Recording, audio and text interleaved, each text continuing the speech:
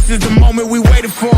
Everything you want is right here. We gon' give them what they came for. We gon' take it up from last year. Shoot on my shot, boy, I'm long range. Me and the team on the same thing. Stayed down, never switched up. Only thing changed was the game. I'm in the zone now. Nothing can change what we on now. When I pull up, know it's going down. Foot on the gas, ain't no slowing down. Aiming for greatness, no settling. Kick down the doors, they won't let me in. What up, what up, what up? It's your boy Phil Porto, a.k.a. Phil All Caps, a.k.a. Knicks Nightcap. And we are back with another episode of the Knicks Nightcap. And I am joined with my brother from another mother, Mr. Al from Harlem. Apollo Reed will be here in a little bit. He's stuck in a little bit of traffic, so we're going to show him a little bit of grace.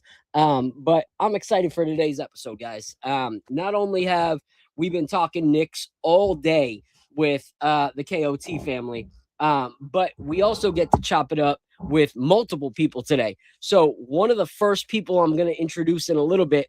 But first, I'm going to have my guy Al from Harlem give you guys a little what's up, how he's doing, and all that stuff. So how's the day going, Al? Bro, work has been crazy, man. My day's been flying by. A whole lot of stuff been thrown at me. When I first came back from paternity leave, they had like nothing for me.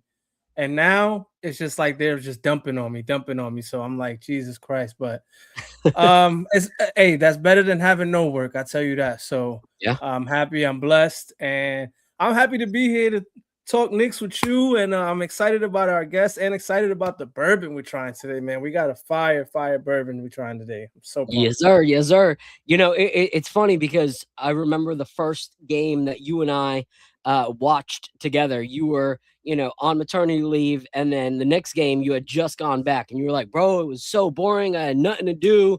Da da da da. And now like, they're working me. Like I don't get paid enough for this. It's just funny watching the last few weeks transformation. Yo, for real. Shout out to everyone in the chat. My guy, Mr. Corey Lee in the building. My guy, Prezi in the building. My queen, Knicks Ish is in the building. And I'm excited for today.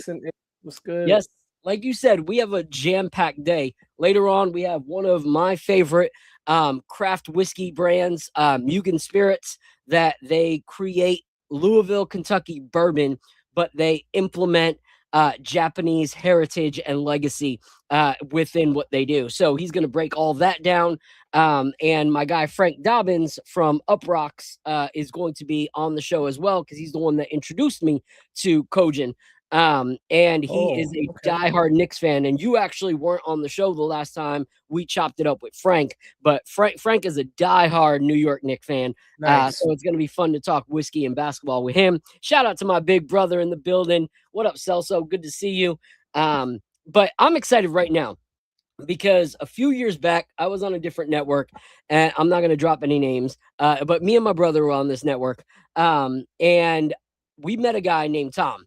And I had found his work, and he had done a collaboration with Ewing Athletics for these bad boys right here. So these Ewing sneakers that were just so dope. And so we started talking to him, and I was like, man, this guy, if I was like a crazy off the wall, like dope character artist, I would be Tom Sanford. Like that would be my goal. And so I was like, all right, I got to see if this guy is as awesome as we think he is. So we went out and we hung out with him. We spent the day checking out his studio and looking at all the Knicks, stuff that he was doing. And this was back. So he was actually working on his first Emmanuel Quickley piece at the time that we were there. He was halfway through an Emmanuel Quickley piece. And we were just like, yo, this dude is a boss. And I remember me and my brother and the other guy talking about, man, we got to work with Tom. We got to get some money to pay Tom to make some shirts. But money wasn't there. So we were like, Tom, one day. And then about 6 months later into the next season, he partnered with one of the guys, that was killing it already with Bacher Back Pages. And he was like, let's do a collab together. And that collab blew up. And everybody ate it up. And so you started to see more and more Tom and Bacher Back Pages collaborations, more Knicks content, more Knicks images everywhere. And now it's even in the government in New York. They got, carve outs of all the Knicks players that he's created. And so this shirt right here I'm gonna put the link in the description right there. You guys need to pick up a Bacher back page and Tom Sanford shirt tonight. Like that's what you need to do. But I'm excited to have him up. I actually was like looking for his logo that he uses on Instagram, but I couldn't find it anywhere. But as I was searching for him, this image of me and him came up, and I was like, "Hey, that's my dude!" And that was like the Oh, Anthony he did that Anthony Mason, Mason joint. bro. Oh, that's a Like legendary Anthony Mason one.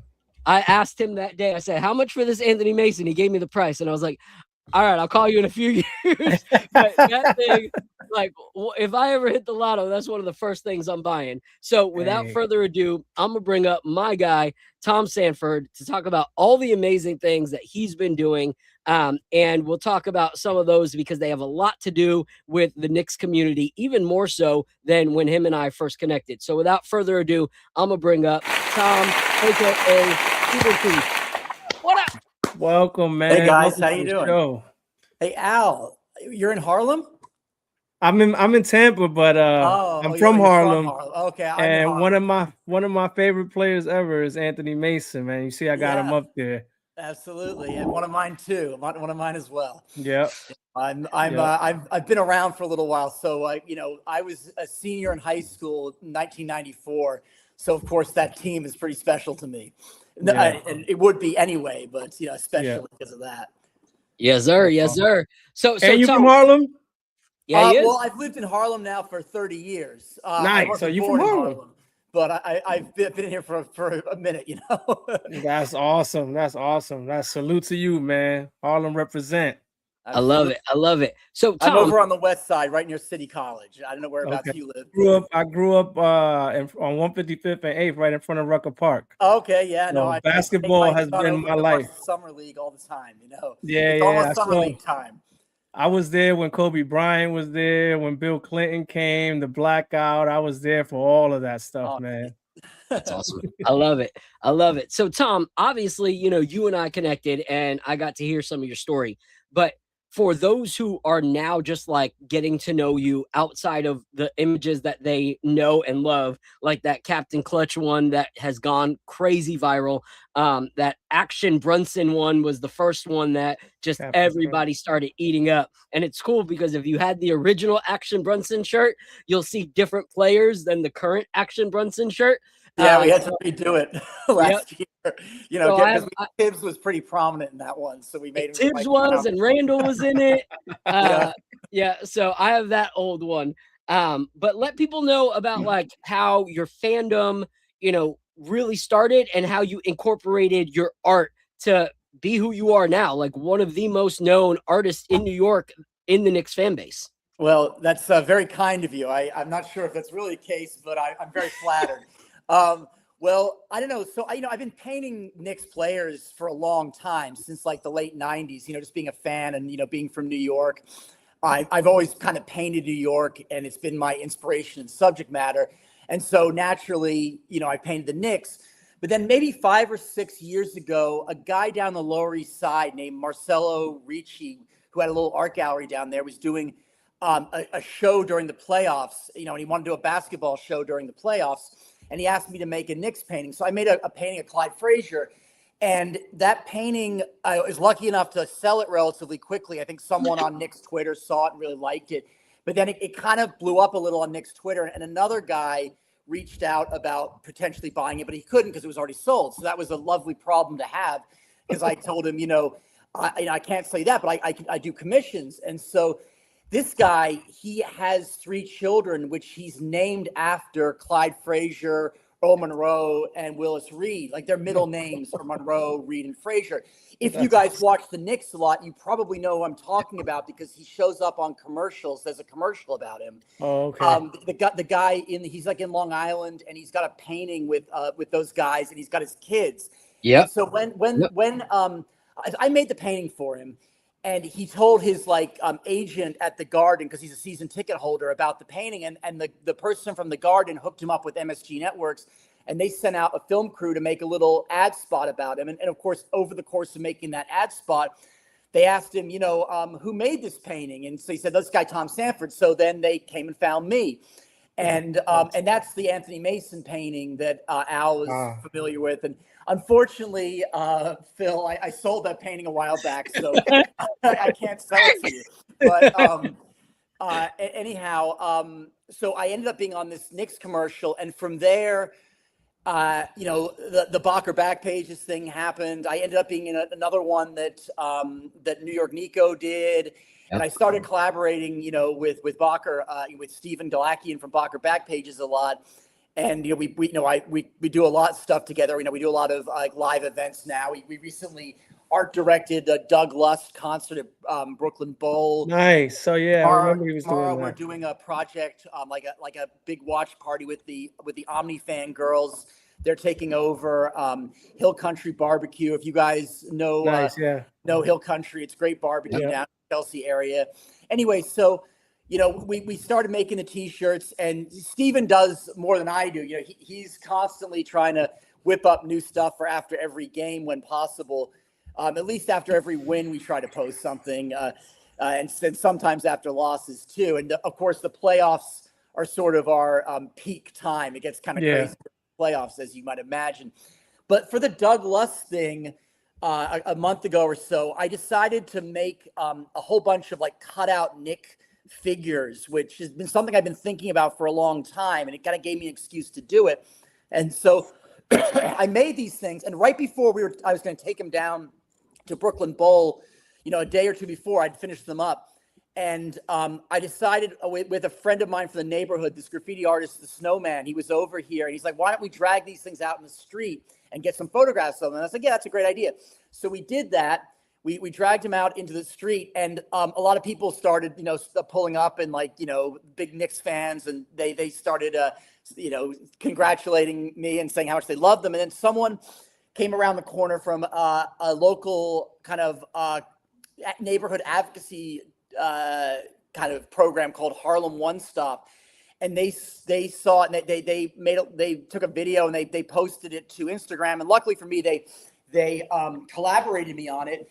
And it started going, it was getting good engagement, I don't know, a few thousand likes and a lot of views. But then I noticed Mayor Mondami liked it. And so I screenshot that, and I circled his name, and I, put it in my story, and I wrote something like, yo, Mayor Mondami, if you want to come to our event, consider yourself comped. And within an hour, I'm on the phone with City Hall. No way.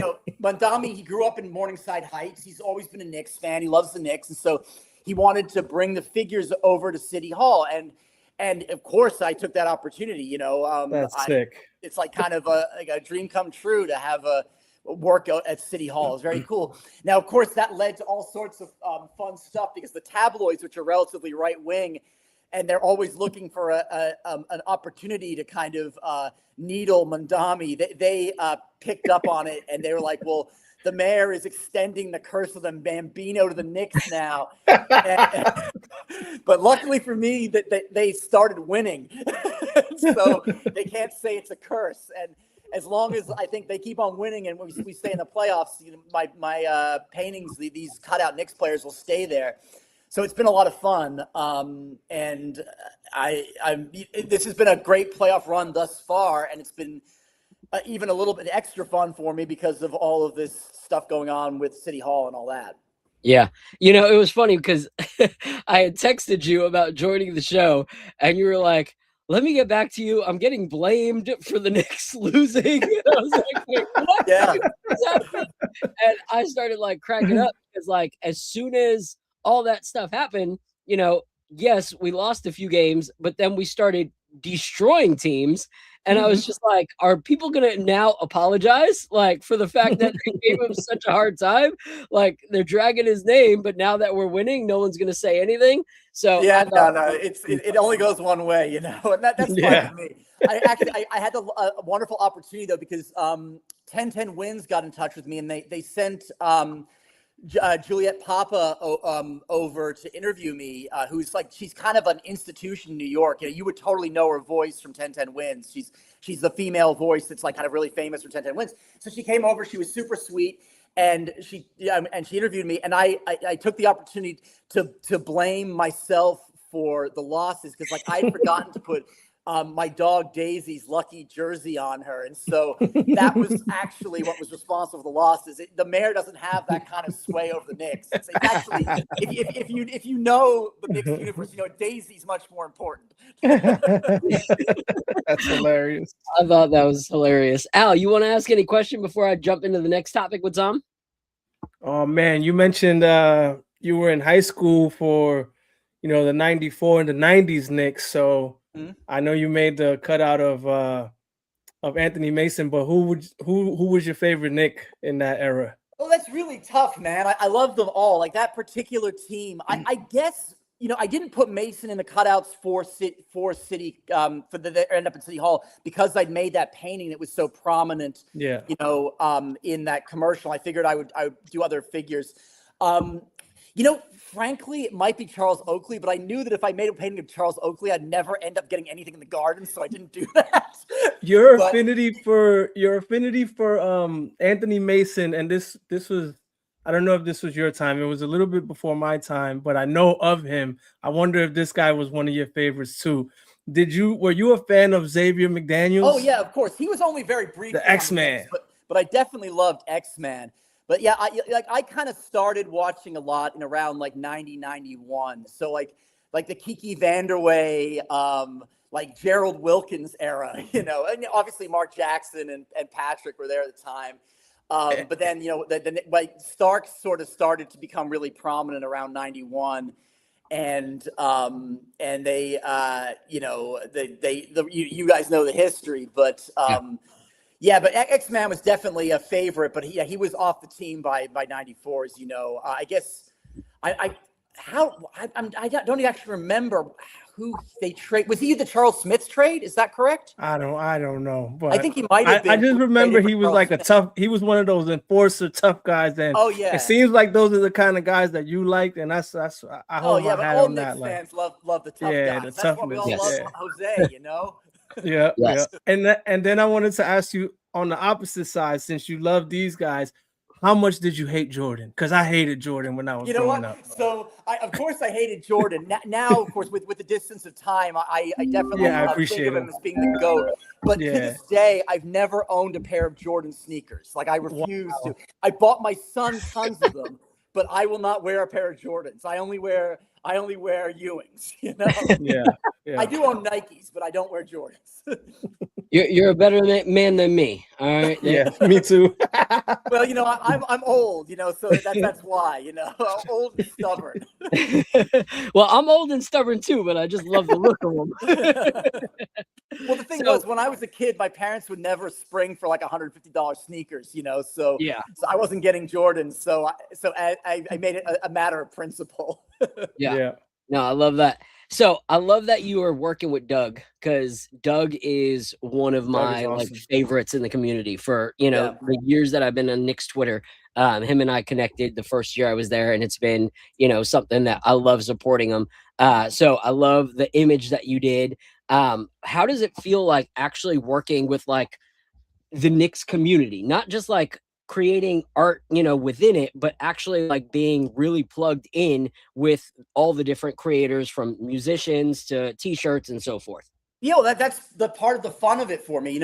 As an artist, you can kind of position yourself in different ways in the culture, right? And for a long time, I was kind of more of like a sort of an art gallery type artist. And that was fine too. But I at some point, I kind of decided that I sort of have more fun with it when I'm involved in the cultures that I'm trying to make art about, like as opposed to making commentary from the sidelines. Yeah. Like this way, it's not like there's nothing kind of critical about what I'm doing. Like what I'm doing is I'm celebrating this culture, which I love. And I think that it's one of the things that, makes New York such a special place. So you guys have both lived in New York. Al, you must remember every springtime, all the dresses start getting shorter, and there's like a palpable excitement, and the Knicks are in the playoffs these days. They weren't for a little while, but and like when the Knicks are in the playoffs and they're doing well, there's just an excitement around here. You walk down the street and like because New York is it's more like a village than it is a city, you know, in that we all walk around, we bump into people. You know, every time I go outside the house, you know, you end up being like, let's go Knicks to like 5 different people you see who are wearing like a Knicks hat or whatever the case may be. And so I just love this time of year. And I love being part of the community, you know, like when you're an artist working kind of in the art world, artists are sort of a dime a dozen and they're kind of like the bottom of the social pecking order.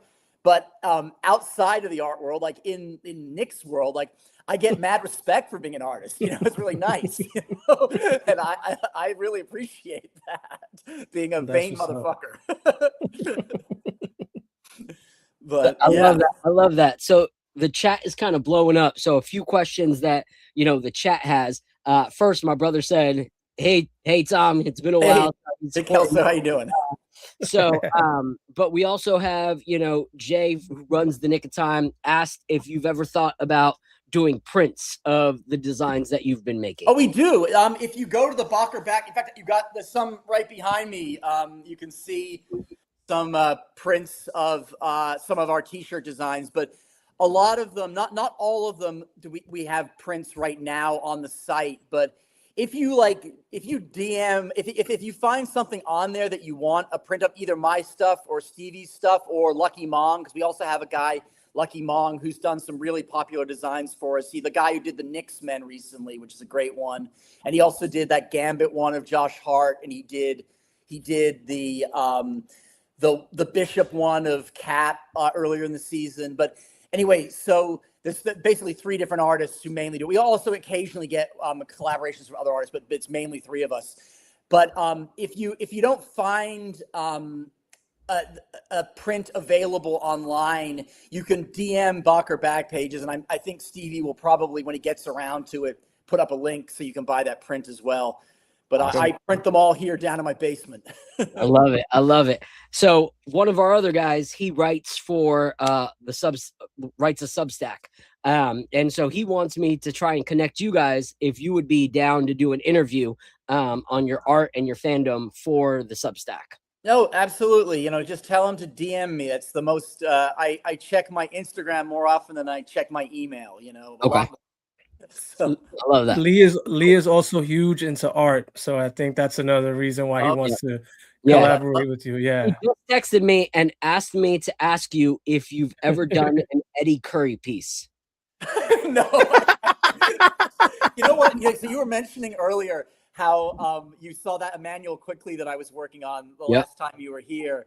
And I learned because that season I made that Emmanuel Quickly, and I also made a Julius Randle painting, both of which I still have. Because the thing about painting active players, unless it's Jalen Brunson, is there's a pretty good chance they're going to get traded.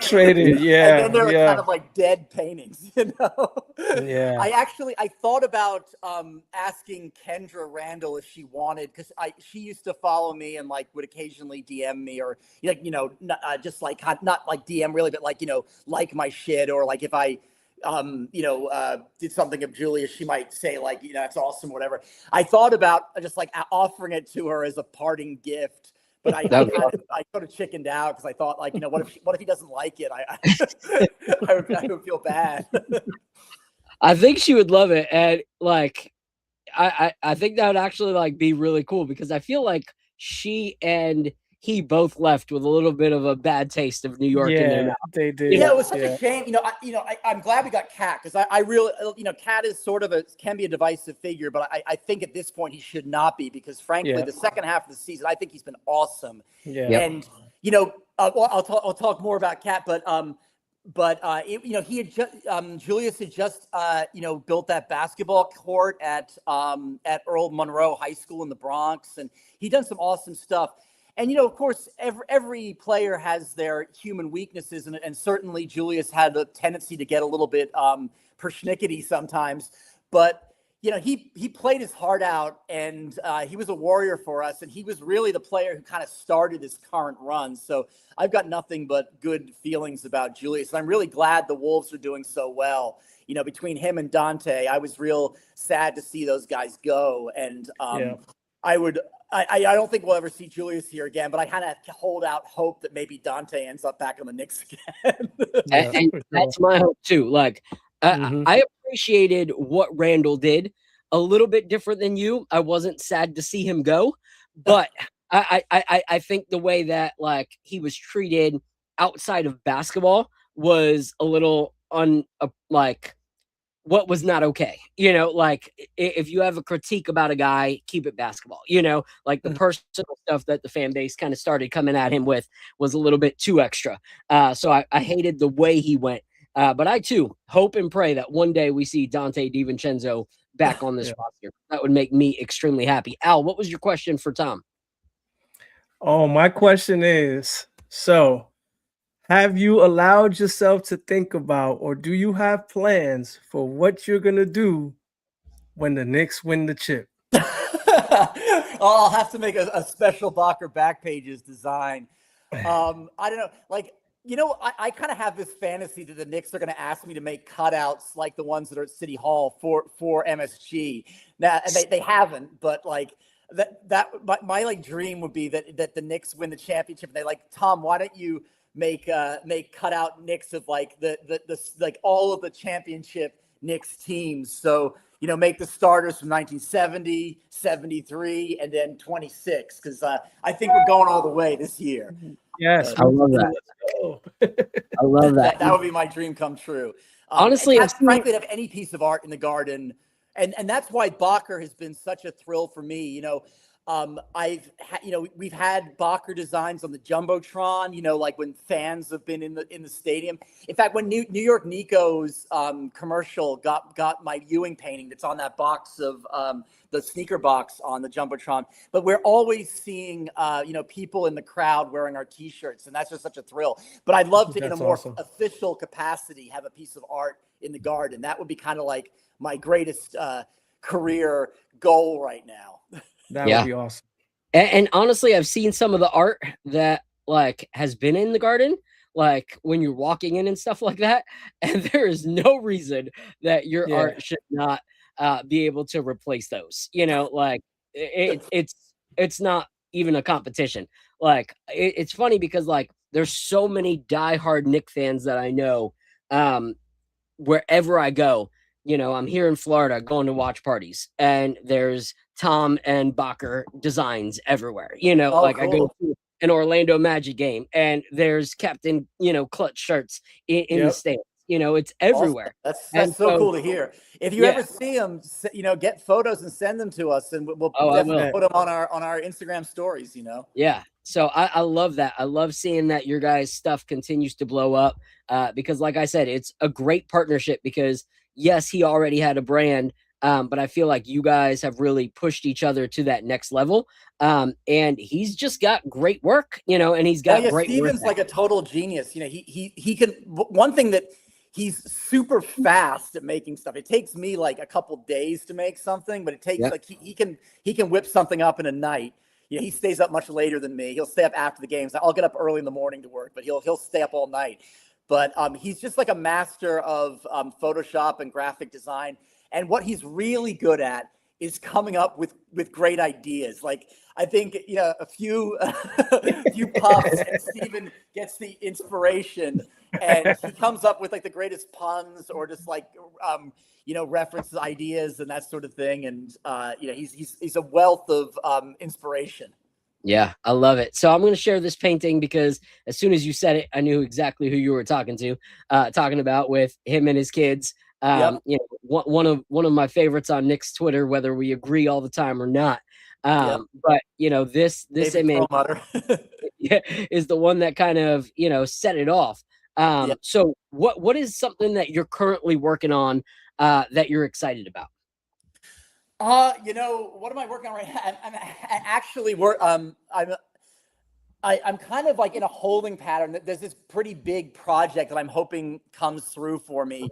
That's actually not Knicks related. It's like a neighborhood thing. I don't know if you guys know the Hispanic Society up here in Harlem, but they had like a kind of a open call or a competition for someone make a piece of art to go in front of this Hispanic Society for the summer. And I'm like one of the finalists, and I'm anticipating hearing any day. And I have my sort of schedule cleared to get this thing done.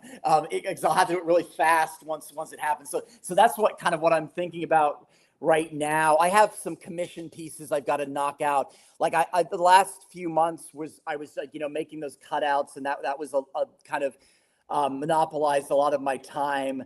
But yeah, like nothing. I don't have like any like big like Knicks project right now coming up. So I figure like I'll probably kind of start that up at the beginning of next season again. Sort of seasonal.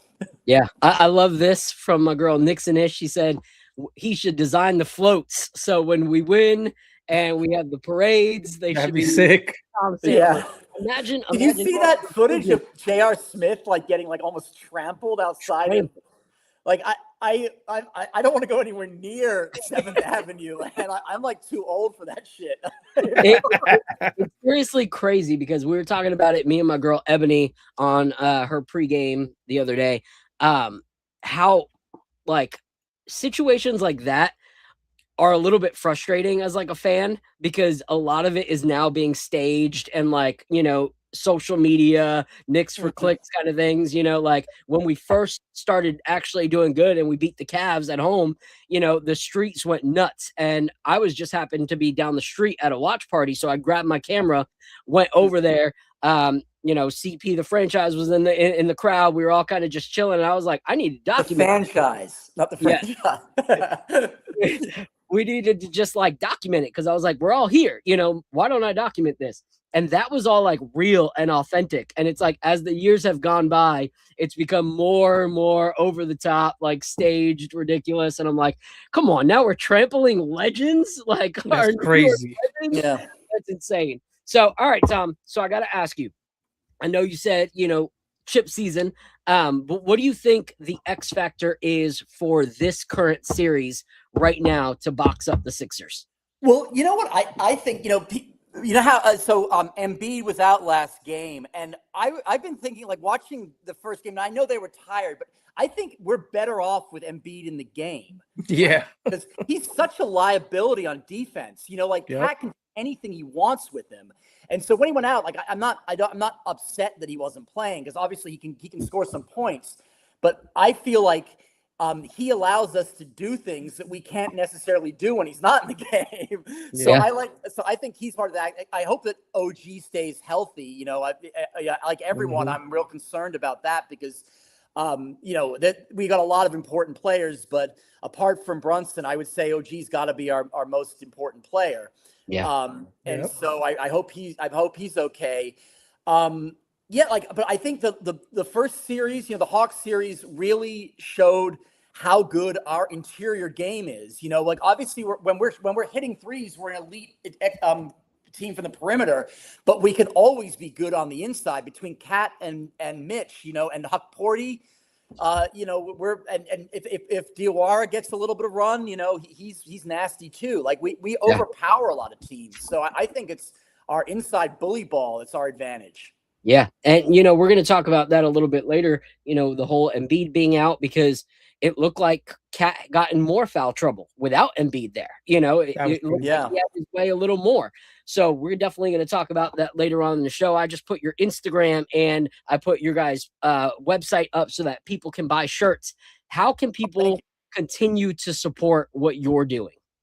Oh, just like our stuff and send us messages. We always appreciate when people reach out. Just support the Knicks. You know what I mean? We're always very grateful when people buy our shirts. That's awesome. But we're just want to be part of the community, and we just appreciate all the love. We make a couple bucks off this, but really we do it because it's a lot of fun, and it's just cool to be part of like a real organic culture that the Knicks universe is. It's like we've sold shirts to like Karl Anthony Towns, you know what I mean? Like it's such a thrill.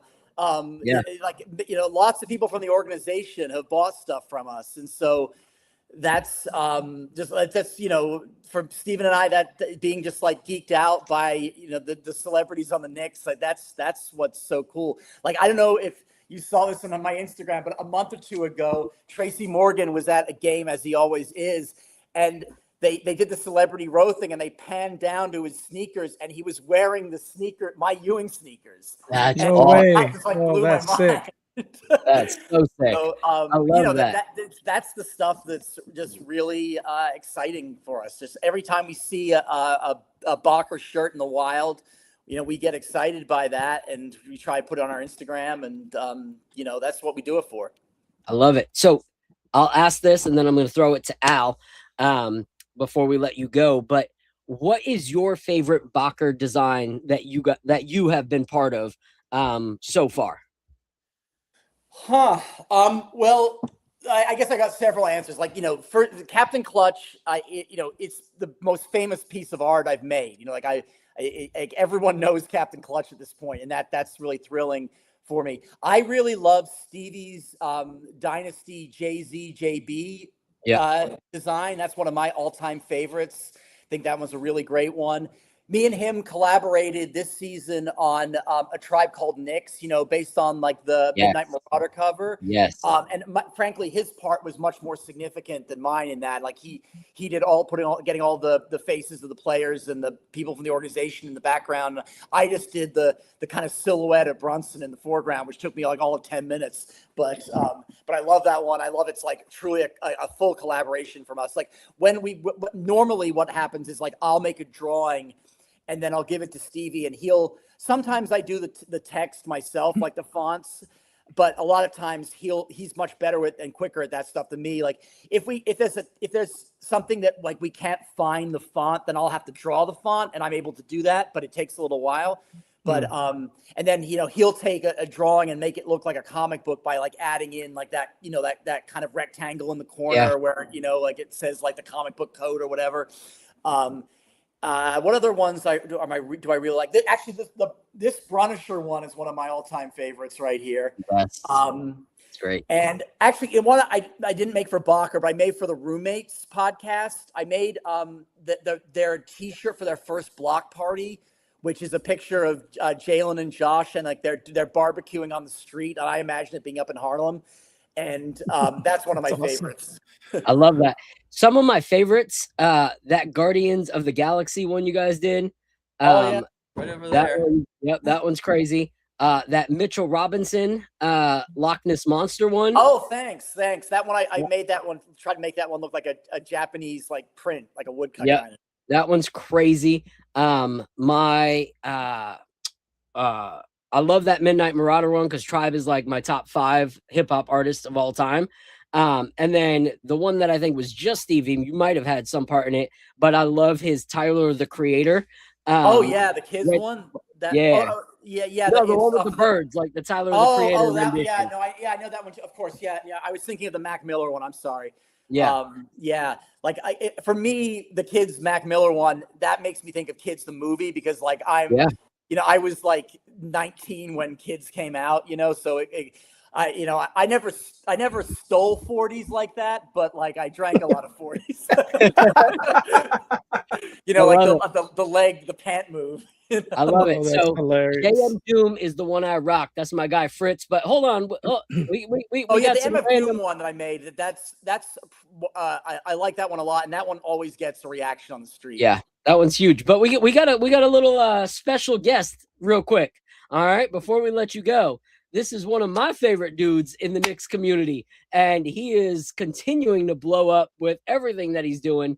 Mr. Doug Love. Hey. Yo, gang. Sorry for the terrible lighting. I'm walking. Your lights on there, Doug. What's going on? I'm walking through Central Park. Phil was like, "Pop on up." I'm like, "Okay." We were so sorry about- for the lack of optimal quality here, but I had to say what up to my guys. Oh, thanks for popping in, man. How are you doing? How's it going with the new single? Good. We're launching in about 12 hours. The music video will be up. It'll be up on Spotify. Tom made incredible art as kind of like the single cover and associated merchandise with the single One City. So it looks dope. Tom's a wizard. Like he just does stuff that's like like on a quick turnaround, just so directed, so clear, so unique and cool. And it's like a visual universe to go with my music, and I'm just so grateful for it.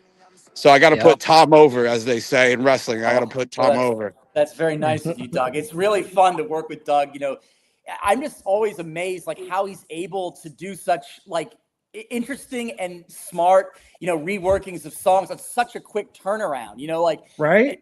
I would think it would take me the time that it takes for him from the game to when he posts just to come up with an idea. But he's recorded his whole song. He's brought in collaborators. It's really pretty amazing. This man must not sleep. I got lucky last night that an idea that I had worked, but sometimes it doesn't work. I'll just start from scratch. But fortunately, I got lucky and I So knocked it out in the do you, evening. like have something kind of an idea in the tank, and how often do you have to come up with something from whole cloth? I mean, I've gotten it down pretty tight recently. I'm kind of like do you have like a song, like a couple songs already, like you're thinking about them as the game is going on, or before the game, or is it like the game speaks to you and you're like, oh, this is the song by the end of the game? I kind of just try to like pile up as much as I can. Like for the Atlanta series, I still have a bunch of Atlanta beats and songs that like I never used. They're just sitting in a folder for the next time. So like anytime I have like a certain idea or like an impulse of this style or this city or whatever, I try to stack them up on the off days. But I recorded the Hadaway instrumental that I did for yesterday for the OG hamstring thing. I recorded that instrumental in like August, and I hadn't used it. So I was just like, I have like a busy night. This game is gonna be. I have a busy day the next day, but I have this idea for that beat, and it's like it works. Sometimes it just like works out perfectly. So it's just like so much fun. It's just so fun. I love it. I love it. And it's honestly, it's shown like how cool Nick's Twitter support can be. Like 100%, 100%. From the first one, that was, you were like thinking of doing this. And I remember you coming on one of our old shows back in the day, and you were on it. And then you get to a point that it blows up so much that Ben Stiller is on, like you have all these people fun. collaborated, and it's awesome to see. So how can people support this new single and what you're doing? Yeah. Thank you for asking, Phil. I appreciate it. So the new single will be out on all of like Spotify, Apple Music, Tidal, all that stuff. It's called One City, Doug Lust, Duglust. You'll find it. You'll see Tom's incredible artwork when you search it. We basically have a Doug Lust collection on Bacher back pages. There's a link to that in my bio. So Tom's now made 2 incredible pieces for me. One from the concert, that's kind of like an Iron Maiden spin-off that's like super dope. And then one that's the single art. You can buy it as a t-shirt from Bacher back pages. And just rock with me, tap in with me, man. I'm doing all kinds of stuff. I'm collaborating with artists like Tom and doing all kinds of dope stuff. So on X, on TikTok, on Instagram, on YouTube, Douglas, Duglust. That's awesome. I just posted your Twitter that people can follow. I already texted Doug when he said he was releasing the single. I said, all right, when's the remix of You and I coming out? Yeah. Somebody's got to put some hard like boom bap drums under it or something. Let's go. So, I'll make that happen. So I'm looking forward to it. Thanks for hopping on, Doug. We'll have you on again very soon. Hey, Much Doug, love, all you guys. You should come by the Omni Fan watch party tomorrow at Hill Country if you're not busy. I wish I'll be home with my fam tomorrow, but it does sound bomb, and Hill Country is delicious. It is delicious. I personally, it's gotten to the point where my favorite playoff nights are when I get to stay home myself. Yeah, but it was like I'm glad the Knicks gutted it out last night because I watched the game alone last night and I was like, this is intense. I forgot how this feels. I've been outside for all these other games. So yeah. We're gonna play your music video on our next episode. Because I know it's going to be fire if it's anything like your last New York or Nowhere video. You're killing it. You. So appreciate you, man. Bro. Talk to you soon, man. Appreciate all you guys, man. Have a great night. Go Knicks. Let's go. Let's go. Yes, sir. So that's my guy, awesome. Doug Lust. That was Appreciate awesome. him. Oh, yeah. Cool. So Tom, we got to work on something before the season's done. I was talking to some of the KOT, people in the background, and they're like, let's figure out how to do something with Tom before the season's done. So I'll message you and we'll see what we can make happen. And enjoy that party tomorrow because Omni fans, those are some of my favorite girls in the no, community. they're fantastic. They do a great job. Their events are always really fun, and they're more than just like an ordinary watch party. You know what I mean? Yep. Like they actually kind of deliver some extra special content with like their, like they do all their games and like trivia contests and prizes and stuff. And it's really kind of like I think it was a great idea on their part to do it at Hill Country because it's kind of more of a family oriented event. Like, there's other watch parties that are kind of at more traditional bars, and those are great for like, broing out. But if you want to bring your kids and stuff, this is a lot more appropriate than, going to times like Harry's or whatever. Times like this make me miss New York, man, because I would have definitely been pulling up. Tell us a little more about this event for the people in the chat. If they're in New York, like, can they just show up or do they have to register? I think they're still. We're close to being sold out. I believe it's been very well received, as we would be, because it's an away game and it's it's a playoff game. But it's a 7 p.m. game tomorrow, so our doors are at 6. If you go to the OmniFans, Instagram, there's a link in their bio to buy tickets. There's different levels. I think they're sold out of the premium ones, but the kind of like one where you don't have reserved seats are still available. And so I think the doors are at 6, and we're going to have T-shirts for sale there. You can buy food and drink because we're going to be at Hill Country. And if you never eat at Hill Country, it's very good barbecue. Nothing wrong with bar food at these other places, but you would go to Hill Country even if there wasn't a game on. You know what I mean? Yeah. So that'll be great. And the girls run a really fun evening. They really engage the crowd. I'm sure there'll be music and that sort of thing. It'll be great vibes, and hopefully we get that third win and we bring the magic number down to 9. I love it. Yes, I love sir. it. I just posted the OmniFan Instagram and the link. I actually just looked. It looks like there's still some general admission and a few reserved seating available.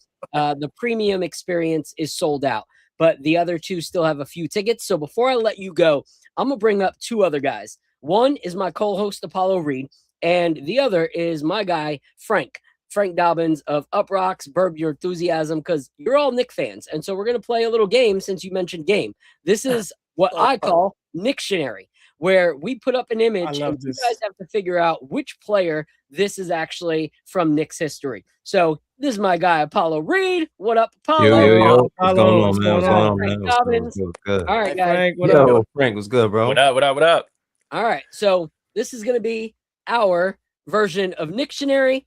And this is the image right here that we're going to go with. So let me pull up the image and see which one of you can actually figure out which New York Knick this is, the quickest. Is it current or all time? It's not all time. And it's not a very hard one. My old computer crashed with all of them that I did, but I really wanted to do another one. So I designed this one today. So let's see what we got. Here we go. Here is the image coming up on your screen. Come on, where you at? It says an issue with your file. Try No, we're gonna try again. I don't know what the heck that's all about. I'm gonna try this again. This is ridiculous. All right, I guess I'm gonna have to put it as an overlay because it's not letting me do it. But so here we go. Okay. Oh, so it's like a rebus. Yeah. You gotta put. Who the heck is 15? So Sean. Oh, I know what it is. Oh, Penny Hardaway. Hey! Oh, wow. You and Frank both got it. Away. Away. Wow, that was Hard. fast, man. Wow. That was great. That was a great, good guys. I don't know, Appreciate man. it, guys. Frank, we're gonna have to see which. How did you pick that out so quick, man? That was quick, man. He started with 10. He knew For real. Sean Him Penn and right Tom away. were like, Yeah. "Hardaway." I was like, "Dang." Penny. Yeah. I love it. That All was too quick. right. So, Tom, thank you so much, man. I'm looking forward to chopping it up with you again. And I will you hit guys you up. have time for me. I'm always here.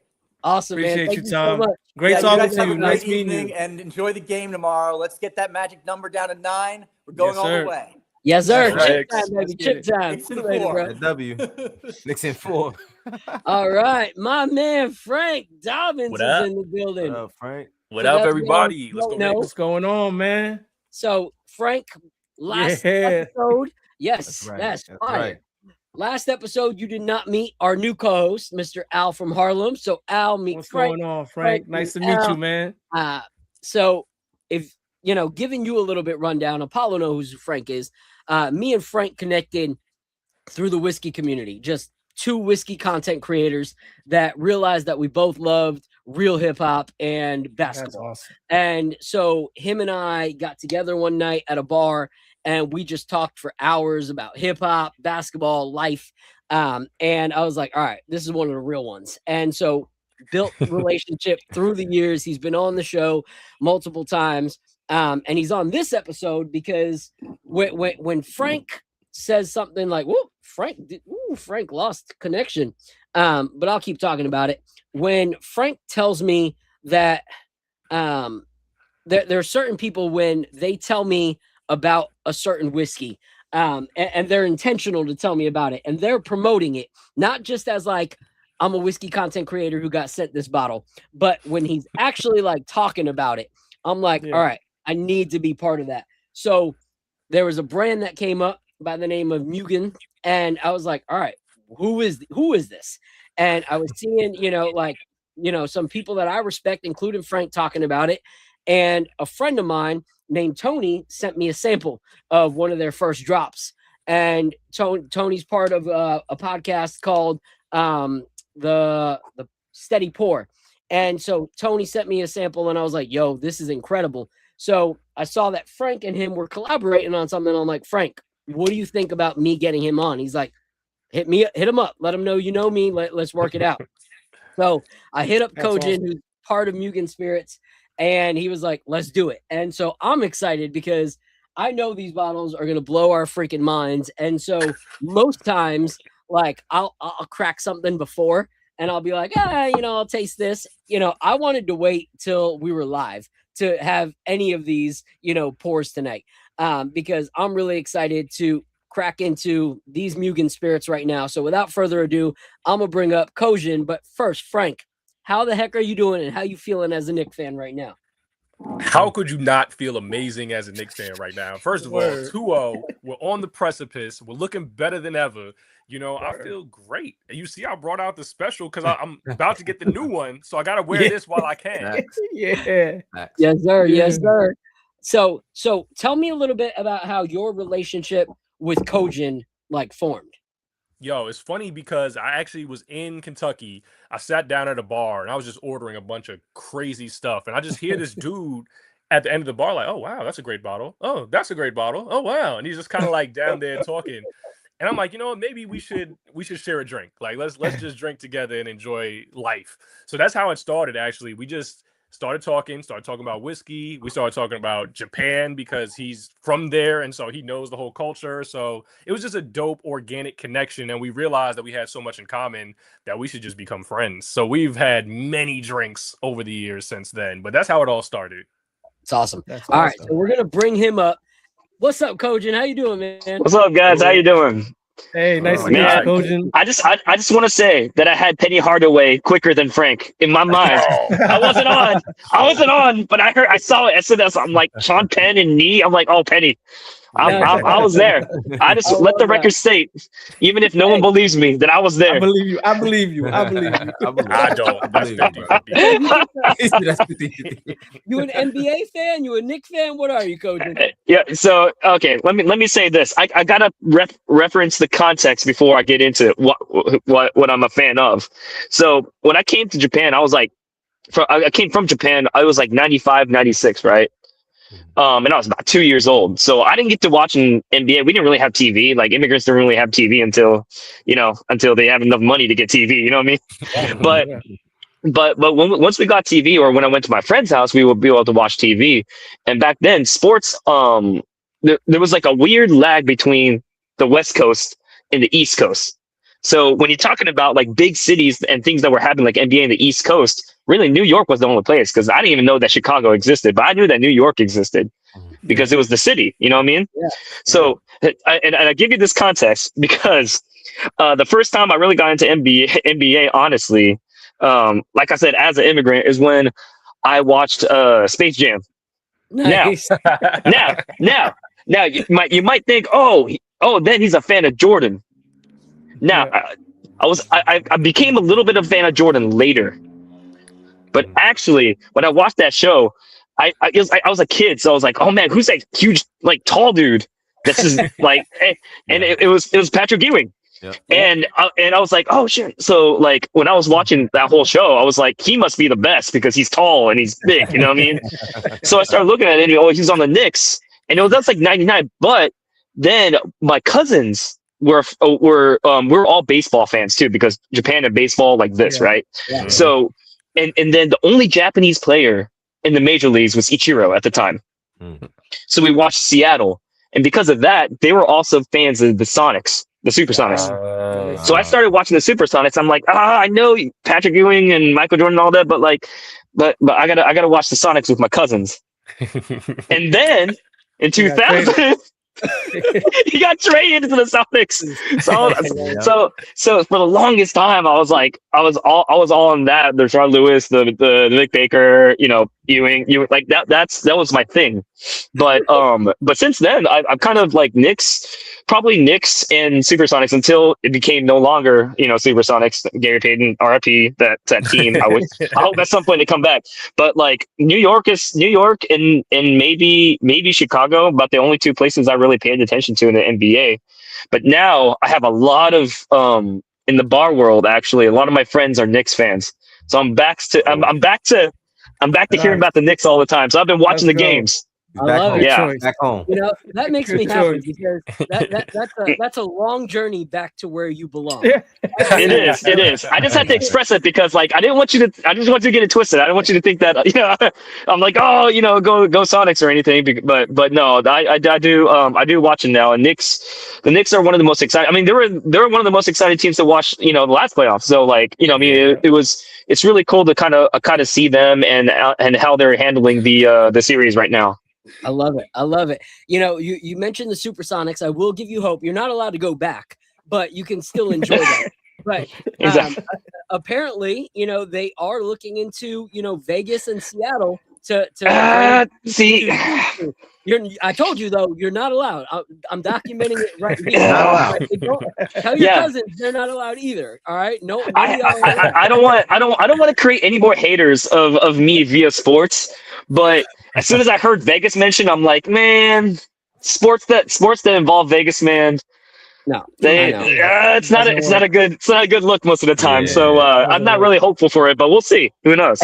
I hate the idea, and my guy Lee, that's in the chat from one of our post game shows, him and I hate it because the reason they're doing that is because the NBA has gotten so money hungry that they're now partnered everything with all these betting apps, and it's just like now you have kids like from the jump learning about basketball with like betting commercials. Like you're putting this whole thing of like gambling in front of all these young kids' eyes that are watching basketball. I'm just like, yo, this is a slippery slope for the NBA. I'm actually old school because like as soon as they started putting the sponsors on the jersey, they started putting the sponsors going crazy with the digital on the court. I was like, man, this is not the NBA I grew up with. Yeah. It's starting to look like soccer jerseys all of a sudden. You know what I mean? And I was like, I don't like it. Like it's not as clean anymore. You know what I mean? Mm-hmm. You give it like 5 years, and NBA players are gonna look like a NASCAR vehicle. Like yeah. I mean, look. I mean.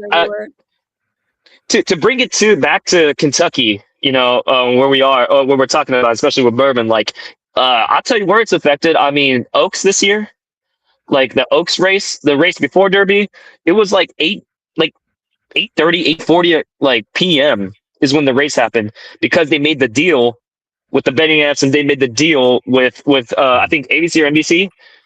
And they just had to get more money. They wanted more money, so they just pushed it. It's and that culture is kind of affecting a lot of sports, including something like the Derby and jockeying and stuff like that. So, I mean, it's not just basketball. It's a lot. It's all throughout. It's crazy. It's sad. All right, so let's break into talking a little bit about Mugen, and it's great because sometimes we have a guest that is in the whiskey community, but they don't really know too much about like basketball, so it makes it a little awkward when we're like talking hoops as well. But with you and Frank, this is perfect because we can break it down, we can talk about the game, we can have a sip, we can talk about the game. It's going to be a beautiful night. So, Kozen, let people know because I explained how you're doing something different with spirits. You have the Louisville, Kentucky, roots of where you're at right now, the bourbon, like you came from Japan, so you're introducing like legacy and heritage style Japanese culture into your whiskey. So how did you get involved into the whiskey scene like that, and what is it that you're actually doing that introduces your culture into the whiskey scene?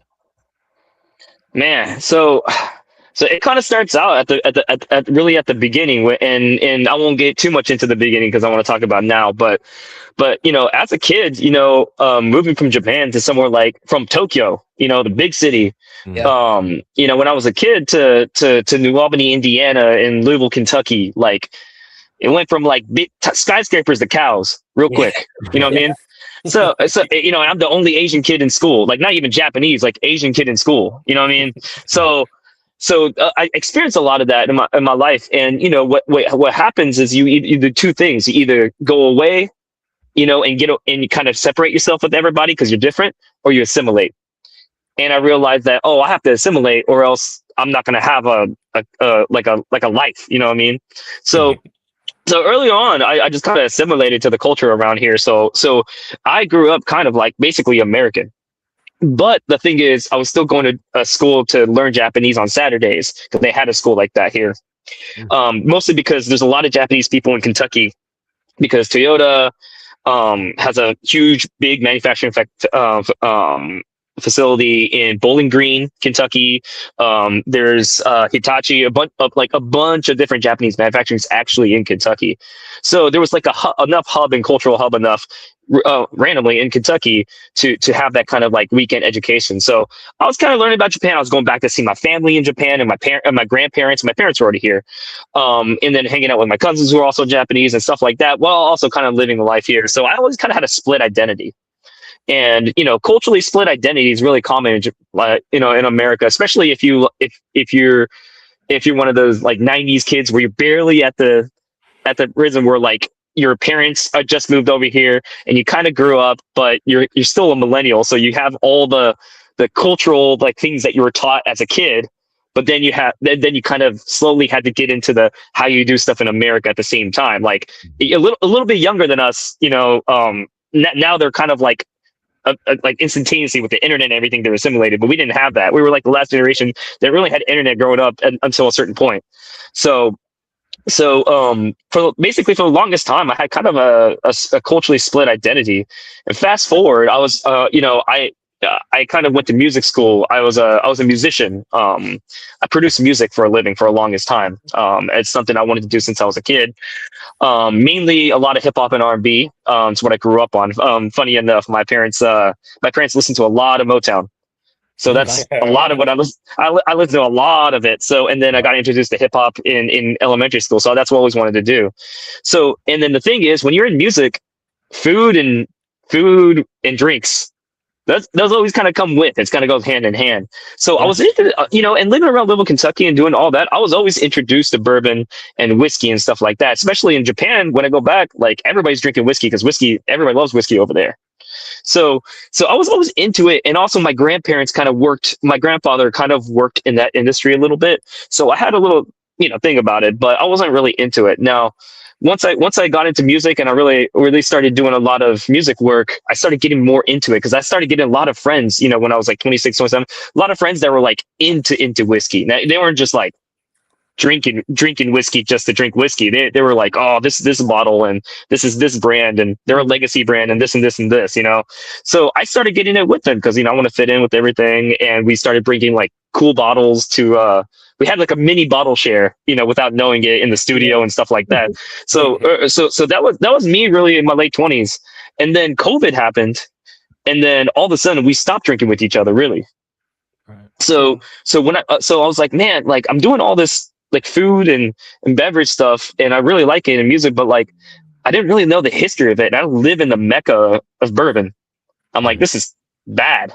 So I started really get into learning about it and getting into the history of the craft and stuff like that. And then I started making friends in Kentucky around that. And I realized that I have a lot more people in the industry than I thought around me to teach me this long and kind of take me through the steps of it. So from there, like I just exploded in terms of kind of information and trying new bottles and learning about things. So much so to the point where as I was doing music and podcast work, which was my main gig, I was also doing like little tastings on the side. I was doing collaborative events with other people in the industry and the bars and stuff like that. Even translating Japanese and English for tours for, you know, other places like Suntory and areas like that where they could they needed my help. So I was kind of getting more and more involved. But when I turned 30, I was like, man, I really want to. I look back at what I've done and I'm like, I did a lot of legacy, but a lot of it's American. And I want to bring something that's Japanese actually into my life. I'm like, I don't know what happens with men in like once they turn 30, but like all of a sudden you start thinking about your legacy. You start thinking about what's going to be left when I die. It's like really serious all of a sudden. And it happened to me at 30. I'm like, I would like to have something that like, if I die tomorrow, I want something that leaves a legacy of both sides of my culture. But I want it to really reflect both Kentucky and Japan. And that's right when it's like almost like destiny. My now business partner, Justin Delaney, and co-founder, he hit me up randomly because he met my dad through some random thing. It was like a whole mysterious conversation. But he emailed me. He's like, hey, your dad tells me I met your dad randomly, and he tells me that you're a huge bourbon guy and you know, Japanese and this and this and this, and you can speak and read and write both. Will you make a Japanese bourbon company with me? And I was like, wow. And dead serious. I was like, first of all, legally that doesn't make sense because you can't really make bourbon in Japan and call it bourbon. But second of all, sounds great. Let's do something.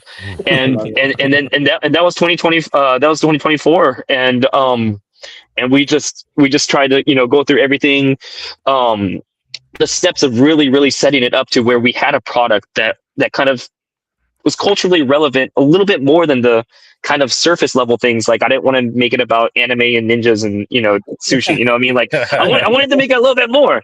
So I met a great mentor in Tokyo. His name is Ken Matsuyama. He owns a legendary bourbon bar in Tokyo called Ken's Bar. And he took me under his wing, and other people in the industry, master distillers, they were talking to me, taking me under their wing. And finally we got a product, and it was something that was authentically me, you know, and it reflects my legacy and my family. So yeah, that's kind of how it happened. Show the bottle. That. What are you doing? Yeah. So our first bottle that we actually put out was the Yokai Tengu. Now the Yokai series from Mugen Spirit, it's kind of our really popular single barrel series, which we are expanding a little bit. But the art is all done by this is the yokai, the creature in the middle. It's a Japanese kind of like a folklore beast or creature. That's what a yokai is. But Yuko Shimizu, who's an amazing illustrator and artist. She is also a Japanese immigrant that moved to New York. She's actually in New York. So she teaches art at Columbia University, also does amazing illustrations for, like, you know, posters for John Wick, and does Marvel stuff, does, you know, Godzilla stuff, children's books, everything. She's sick. But I went up to see her in New York, you know, in Upper Manhattan. And I'm like, look, you're famous and I'm nowhere near famous, but I think we have the same story, and I think we could tell our stories together, generations apart, in one bottle. And she goes, I don't even drink. I'm like, it doesn't matter, because what matters is what bottle means to people rather than just what's inside of it that you can drink. Yeah. So I convinced her, and we started collaborating. So every single yokai that's on the Yokai series bottle, all illustrated by her, and we just make the label around her art. So it's very cool. And the cool thing is a lot of people don't know there's a little gold double feathers right here. That's my dad's side, Tashiro side's family crest, and from Japan. And then all the kanji, all the Japanese characters right here that's on the bottle, those are all handwritten on by my mom's side's grandmother. So yeah, she was 91 turning 91 this year. So it involves both sides of my family. I love that. Yeah. So cool, yeah, man. You accomplished your goal, man. Yeah. yeah. You know, it's so cool because like cool. one thing that we're really proud of on this KOT network is every single person that is part of the KOT network is Hispanic, Black descent, like every single person that's part of it, you know. And so for us, you know, being true to our culture, you know, like, you know, when I have guys like Lee and girls like Ebony, and we all just like can feel comfortable in our own skin on our network. You know, like there's times we've been doing things on other people's networks and there wasn't that comfortability. You know, it wasn't like you could be completely you, you know, which is why I created this show, because I was like, my two biggest passions are hanging out with someone and having amazing conversations over a glass of whiskey and watching the Knicks. Like, so I don't care if the Knicks community doesn't really know what good whiskey is. Like, they're going to at the end of this season, because I'm going to keep introducing them until they actually want to. Hell yeah. And so that's why we're actually putting out a poll right now. So, you know, we're always trying to do better, and we know that some people love whiskey on the show, some that are watching. Some people are like, why are you talking about whiskey? I came for basketball. So we're putting out we're putting out a poll right now in the chat. If you guys can take a look at it right now, where we are asking you guys, do you like the way that we're doing it right now, where we keep it as is, we bring people up after a small like debriefing of the Knicks and then bring brands up? Do you think we need to like move it a little bit and have pours throughout and then bring up the brand a little bit later? This whole thing messed up. And then part 3 was talk about the Knicks, and then at the end of the show, bring the guests up. So do we want to do in the beginning like we are now? Do we want to do it towards the middle end, or wait till the end to have the brands tell their story? So if you guys are watching and you're in the chat, do me a favor and let me know what you guys think. What works best for you guys as the viewers? There's 200 plus of you right now watching, so I want your guys' opinions. I want you guys to share what you think. Do we just say, hey, whoever wants to come? If you don't like it, go somewhere. Is that what we do? Do we rock with where it is, or do we make changes? So I want to hear from all of you guys. But before we go into the first 4, let's talk about, you know, what you were talking about like bringing your culture in, because sometimes it feels like, you know, as someone that comes from a different nationality, a different background, the whiskey community can seem a little bit hard to like really feel like you fit, you know, like maybe it's pre-thought ideas that aren't really real, you know, when you're going into it. And maybe some of it is real, you know, but seeing different accounts start sparking up, you know, like Frank's did, and like, you know, my guy Dram Daddy came out, you know, representing his Hispanic heritage through and through. Tony Adams, you know, all the people at Black Bourbon Run. It's showing that whiskey has become a lot more inclusive in the last, you know, 5 years, and I love to see that. So Frank, what are your thoughts as like someone that has made an impact in the whiskey community? Like, what are you seeing when it comes to diversity within the scene? It's a dope time to be really into whiskey. The thing is, the place we're at right now is that it's become much more inclusive, like you said, but we also have representation, you know, and we have brands that actually respect the fact that people are reaching out and they want to represent the cultures that are supporting them. So I've seen firsthand that a lot of brands are really changing in real time, and they're being more inclusive and opening their doors and saying, hey, how can we evolve? And then you're also seeing more brands that are being started by people of color. Like, obviously, you have a great brand right here, you know, so you have dope representation from the producers, you have dope representation from the consumers, from people in the media. So it's just like a golden age, in my opinion, for diversity in the whiskey industry, which is dope to see. I'm glad to be here in 2026. Yeah, I love it. All right, so let's talk a little bit about Knicks, because Coach has been watching, so I'm gonna test his, you know, little basketball. All right. So our last show, for sure, we was before the series started. All right. So let's talk about vibes after game one. Like, we put literal belt to behind, where the 76ers didn't even play their starters, part of the third and through the fourth, because the game was so out of reach. So I'm gonna throw it to Apollo. It was so bad. Yeah, it was horrible. It was hilarious. I loved it. Apollo, I'm gonna let you go because you weren't here for the first half of the show. So what was your thought watching that? What, bro? I want to hear you, bro. I'm messing with you. What was your vibes? What was your vibes when it came to that game? What did you see that really stuck out to you? Well, I mean, the score was that was. I mean, it's hard to.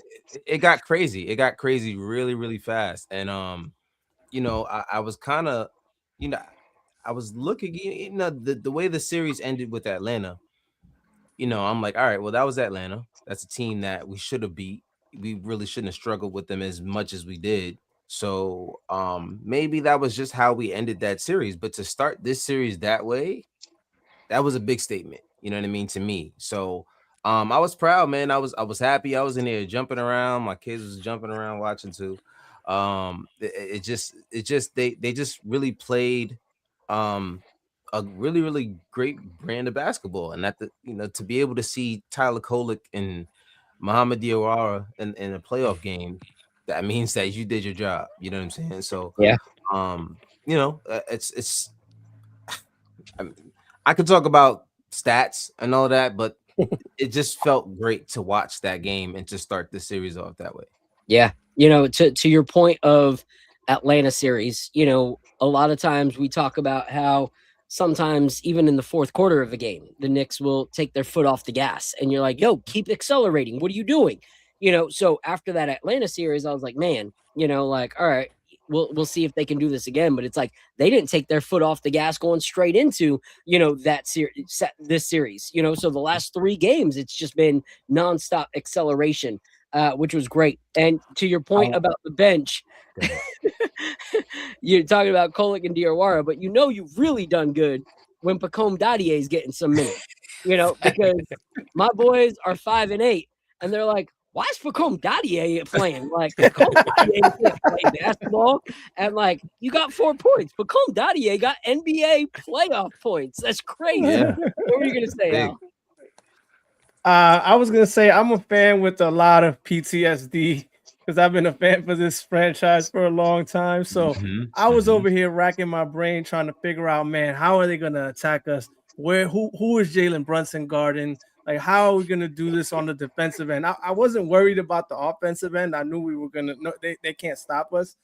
But I was focused on the defensive end. I was worried about where we were gonna stick Jalen Brunson. And the Knicks did a good job. The Sixers did a horrible job trying to hunt him. So that was one thing that I noticed in that game.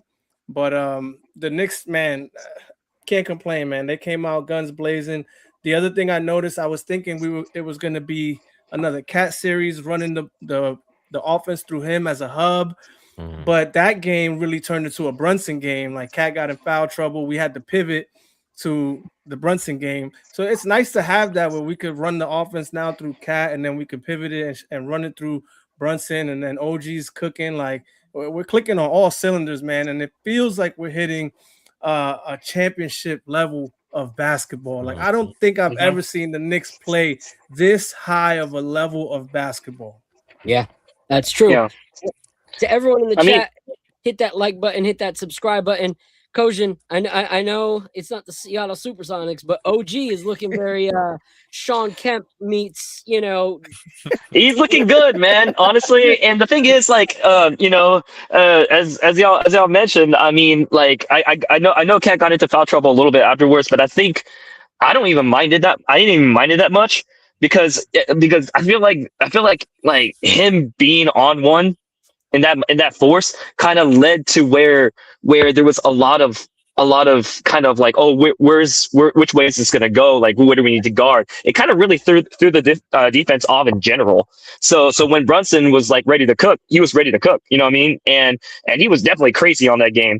But also, you know, I think the only thing, I mean, even game 1 and game 2 together, I think Tyrese on the other team, like honestly, he was. I feel like Knicks kept him from really having too much of a big moment on either game. You know what I mean? And I think OG did great offensively, and was, you know, like, and the defense, like the threes, everything all together. But I feel like defensively, on the other hand, for OG, like he was really holding down anybody in the on Philly, like, for really doing any crazy work. So I think that combination is actually really what did it well. I mean, you know, besides just the horrible defense that was being presented in front of us, where Nick just basically took full advantage of. Yeah, and you know, it's a great point. You know, we have been able to lock down the stars that we need to lock down. You know, like when you have players like Embiid and Maxey, you know one of them's going to cook. But the goal is to make sure not both of them cook. You know, and so we're doing a great make job it a Paul that. George game.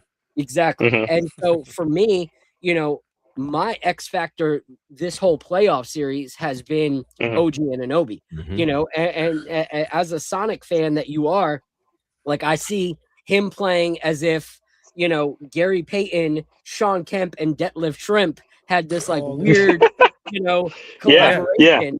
And he's shooting like Detlef Shrimp. He's powerful like Sean Kemp, and he's defending like Gary Payton. You know, so he's giving you childhood vibes all over again. So tell your cousins, come on over. There's room here at the Knicks franchise.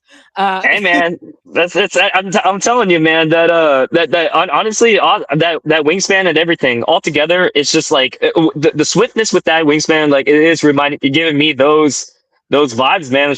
Like, you know, and Kemp was one of them.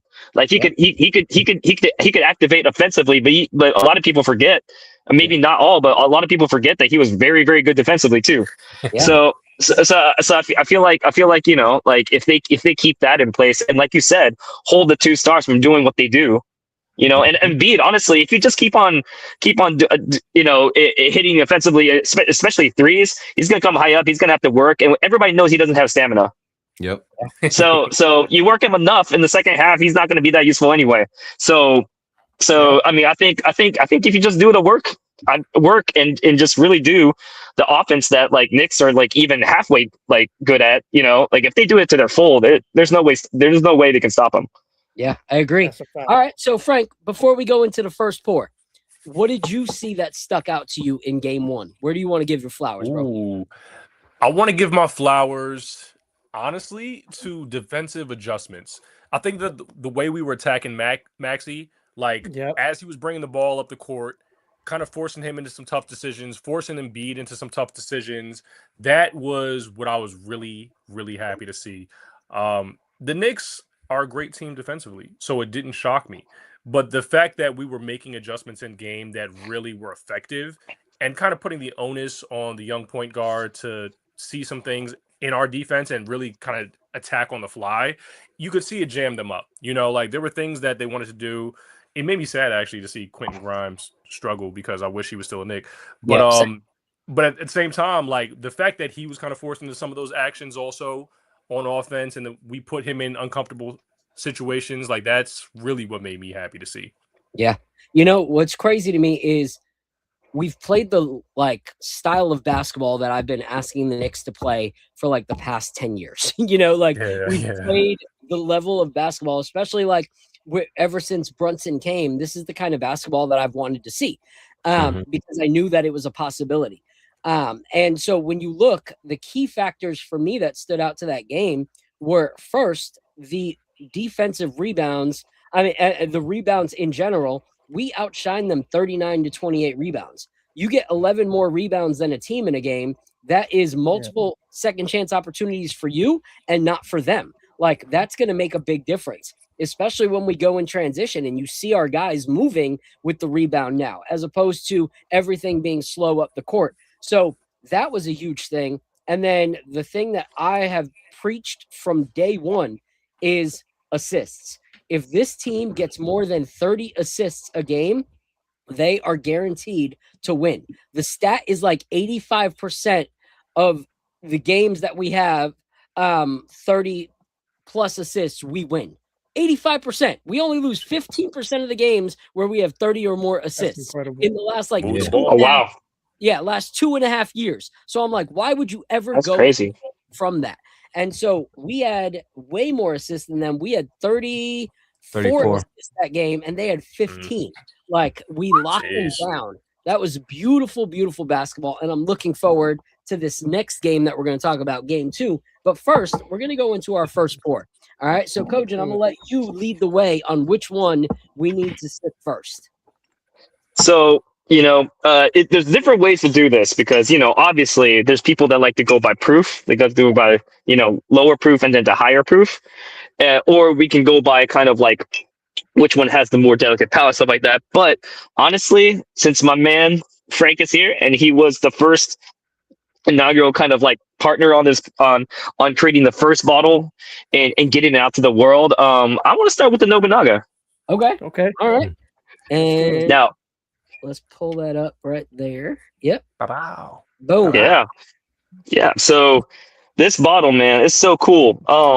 So the reason, there's several reasons why this bottle is very unique in its own way, and there's a reason why, me and kind of Frank kind of did this together for the first inaugural one.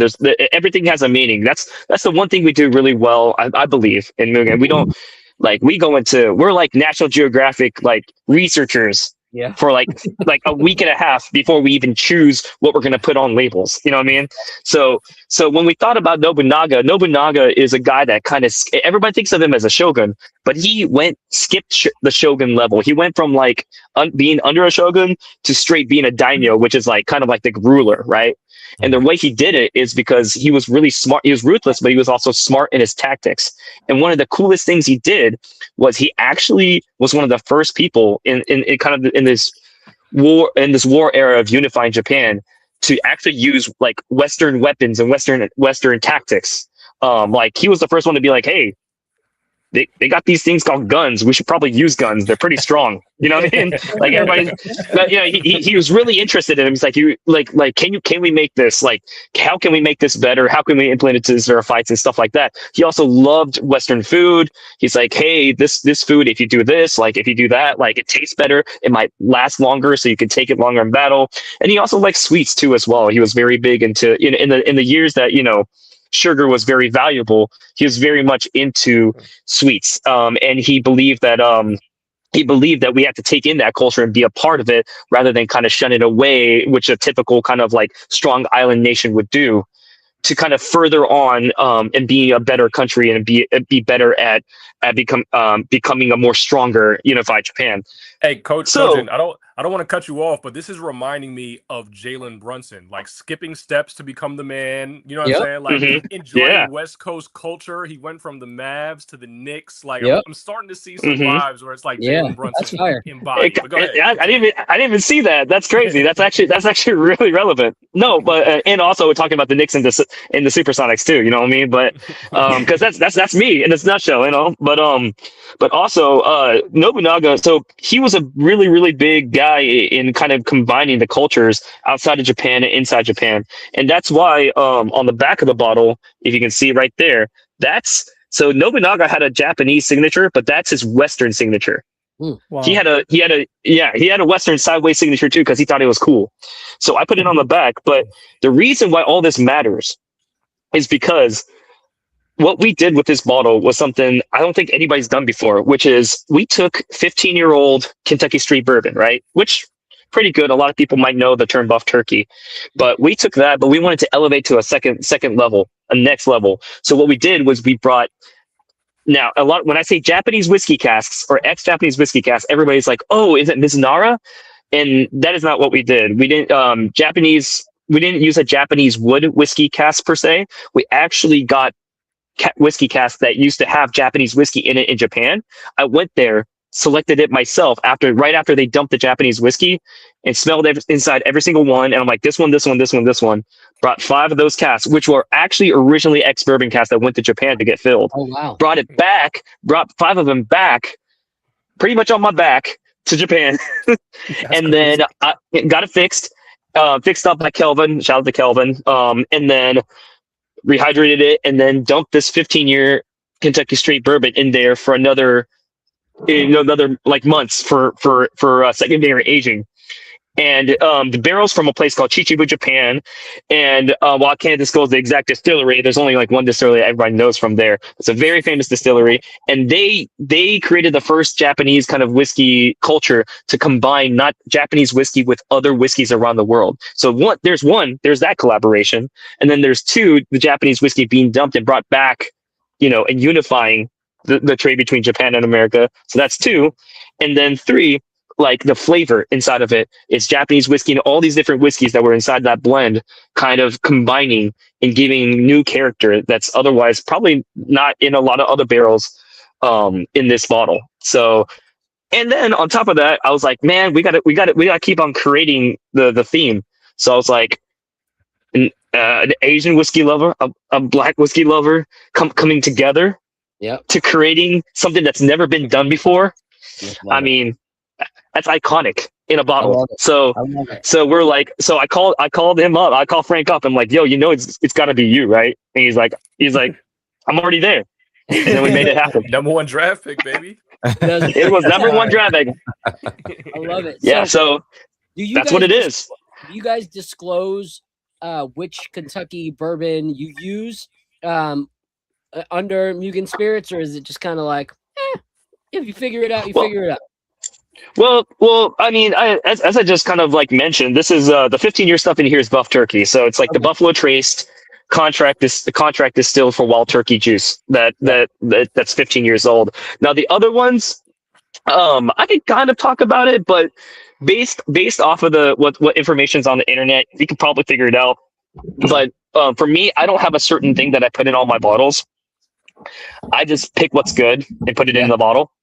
So it's less about to me. Also, I don't put I put information on it, obviously, but I don't put too much information on it. I think this whole culture of, and not just like whiskey, but a lot of things. I feel like everybody wants too much transparency in creative things, and it's like, I think sometimes too much transparency. Oh, I want to know this. I want to know the mash bill. I want to know this. I think takes away from the experience of, hey, just drink it, and if you like it, you like it. And if you don't, you don't. I mean, is it good or is it not good? I think it distracts, and I think it actually kind of masks sometimes. Like you hear something and you're going to be like, oh, well, if it's that from that distillery or that age, you know what I mean? That's a great point, because one thing that I always talk about is I've never been a Dickel fan. Just, it's not my thing. Like, I don't drink Dickel at all. Like, someone brings Dickel to a bottle share and I'm like, yeah, you're uninvited. That's how I see Dickel. No offense to Dickel if they're watching this. But when I found out from somebody that one of my favorite rare characters might have been like produced by Dickel, which was their TKO series, I was just like, wait a minute, what? Like, there's no way in God's green earth this delicious strawberry bubblegum came from ill-tasting Dickel. Like, no way. Yeah. And it just shows that, like, if someone would have said, oh, this is Dickel juice, I probably never would have drank TKO, would have never gave it a shot. So I don't know if that rumor is true or not, but it is what it is. All right, so let's have a sip, and I want to hear everybody's thoughts. But Frank, how did it feel being like, when I'm looking at it, he's like, the black and the Japanese, it's like, this is like, whiskey's rush hour. This is, I wasn't gonna say it. I wasn't gonna say it, but whiskey's rush hour, bro. Yo, it was such an honor. Like I said, like, me and Coach are boys. Like, we talk all the time. Like, I'll hit him up about things that are completely unrelated to whiskey. So the fact that he would reach out to me to be the number one draft pick, I felt like, I was getting that call. I was in the green room, and I'm like, I didn't even know that I was on the board. But now I'm so excited to be on the team. Like, I'm wearing the hat. I'm wearing the jacket. I actually got a Mugen Spirits jacket. So, like, I'm wearing that out now. Like, I feel like I'm part of the team. So it was an honor. Honestly, it was a real honor.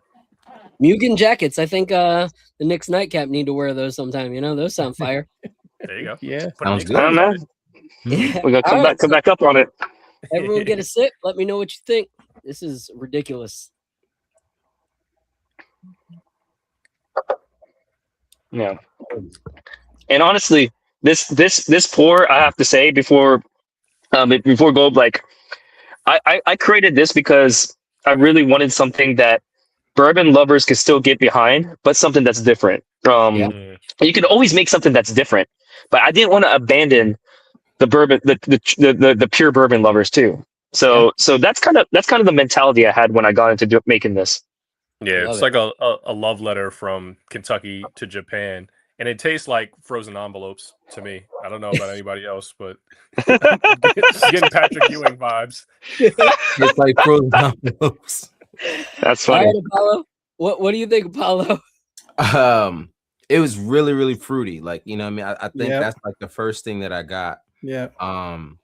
Like a stone fruit kind of taste. Just and the thing about it is I thought it was gonna be really like spicy, and then it was like fruit right away. Like, it was the first thing that I tasted. I was like, whoa, hold on. I don't know if you guys rewinded, like the first time I took a sip, I made a face. And that's exactly why I made that face. I was like, yeah, this is really, really good, man. I love it. Yeah. Appreciate it. What is your Yeah, thoughts on Oh, go Kojin. Yeah. No. I was just gonna say, man, like one of the really interesting things about this is it just changes every single time it gets lower or more oxygen or things. So it's an ever changing bottle. So everybody might get That's this a awesome. different note out of the same bottle. So that's the great thing about this bottle. Love it. All right, Al, I've what do you noticed. get? I've noticed that happens with my bottles too. Like if you let it sit and you come back, you might get different notes the next time. When I tasted this tasted like bright cherry, but not like any other cherry that I've tasted in bourbon. Like I don't know how to describe it. This it's like I say bright because it's like such a vibrant, delicious cherry. Like, oh man, it's so good. Like I don't it's hard for me to describe, but yeah, I get a burst of cherry right here, and it's awesome. I love it. Yeah. I love That's it. fire. This is so good. For me, I get that cherry, I get a lot of dark fruit, but like I think the reason it tastes kind of different is it like reminds me of like what is it? Like a compote, where you like cook, fruit in like sugar and like water. And it gives you that like different taste to those fruits. So I get like that, and I get like the immediate taste of the food of the gods, cacao, like straight cacao. Yeah. It is just like a perfect blend, because you get those chocolatey notes, you get the dark fruit notes, even maybe some like prune, but you get the oak that you love from bourbon. Like the hints of the spice are so complementary to the sweetness. Like sometimes the oak hits and it's like it's good because it's oak, but it doesn't really play nice with the sweetness. Like this just feels like everything, and I think that's why Al is saying it tastes so different, because I think the flavor notes that we're getting from the Japanese barrels are different. It's taking the notes that we love from bourbon and tweaking them into something that we've never tasted before. And so, this And is Phil. banger. Where are you getting the cacao? Because I started tasting it just now on the finish, right? Because like in the front of the palate, you get the cherry right away, right? And then after you finish it and you start tasting the finish, that's when you get the chocolate to start to come out a little bit. Is that I what get you it in tasted the it? front and the beginning. So for me, in the front? Okay. for me, I'm getting it like if you were to go to like a Michelin star restaurant and then have their own version of like a dark chocolate covered cherry, like you get it on that first bite and then you still get the flavors of it at the end. But that that cherry's so bright in the middle there. So I get it like on the tongue, but then I get it all down the back when I'm finishing the pour. That's where you get a lot of the cacao. That's so dope to hear because I'm with Al. Actually, I get it a lot on the finish, and I remember when we picked this barrel that I got that chocolate on the finish. So it's interesting to hear that like you're getting it kind of throughout because I love that note. I feel like it's one of the things that drew me to this cask in particular. Yeah. So that's dope. Yeah. Also, it's also funny because I don't know if it's the exact bottle that we got, but like when we first did it, we had 5 bourbon casks, the ex bourbon casks that we brought back from Japan, and 4 of them were Heaven Hill casks. Okay. And only one of them was a Four Roses OESK cask. And I was like, and we were blinded to like Frank didn't really know which one was which. Like he just kind of tasted them, and the one he picked happened to be the one Four Roses cask, which makes sense because we're both Four Roses fans as well. So it was really interesting. But the one thing I will say is the one note that I really found in these that I really like that I don't really find in a lot of bourbon is red apple. It has that red apple skin, that red apple skin type flavor to it, which I really love. It is very bright, vibrant apple, and I think that really is something that comes from the Japanese whiskey. When I had just the 15-year-old by itself without finishing it in Japanese cask, it was a lot of the notes that you taste like fruit, sweet, oak. I got those. It just didn't give me anything too much after that, so it was one of those things like it's good, but what are we going to do just doing good? So when we put in that it had body but didn't have character. It didn't have a beginning and end. So I feel like the Japanese cast really what they did was gave it a beginning and end to give it a full story, you know what I mean? And that's kind of what this bottle did. I love that, man. You killed this out the park. I think that's the note, the red apple note. I think that's the note that paired with the cherry was making me think like, what am I tasting? Because I taste the cherry, but it's not the same cherry that you typically taste in a bourbon where people are like, oh, it's a cherry bomb. You know what I mean? This is cherry, but it's because the red apple is like present there, and I didn't even realize that that's what it was. I love hearing like what other people taste on the palate, because then sometimes I go back and I'm like, oh snap, I taste that too. And now it was there the whole time. Phil used to do that to me all the time. Look for it. I love it. All right. So as we finish sipping on this absolutely ridiculous pour, what does this go for? What, like, I know they're all sold out. I'm pretty sure. You can't get it. It's over. It's sold out. I got the email, and I think I was too late on the email.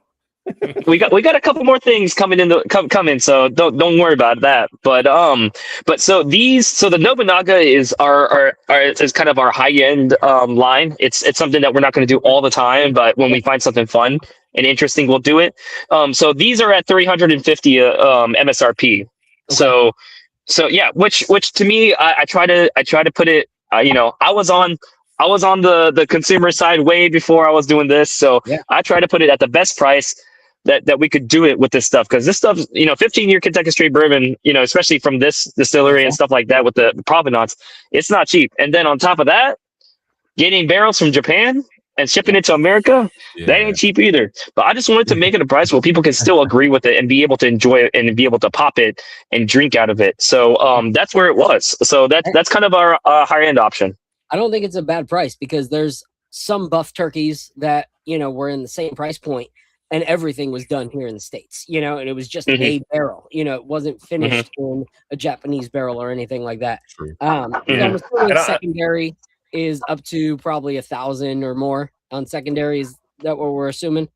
But you know what? The thing is about that, like, again, I'm getting Jalen Brunson vibes. Like, you could get it for 1,000 on secondary, but like it's taking less money. He's getting $350 for it up front, so it's kind of. I like how it's putting that together, man. I'm asking for myself, because there's some bottles that I'm down to put up on, on some of those groups tomorrow for trade. Well, I will say this. A lot of people don't really. I think the most I've seen on auction is like maybe like $600 something.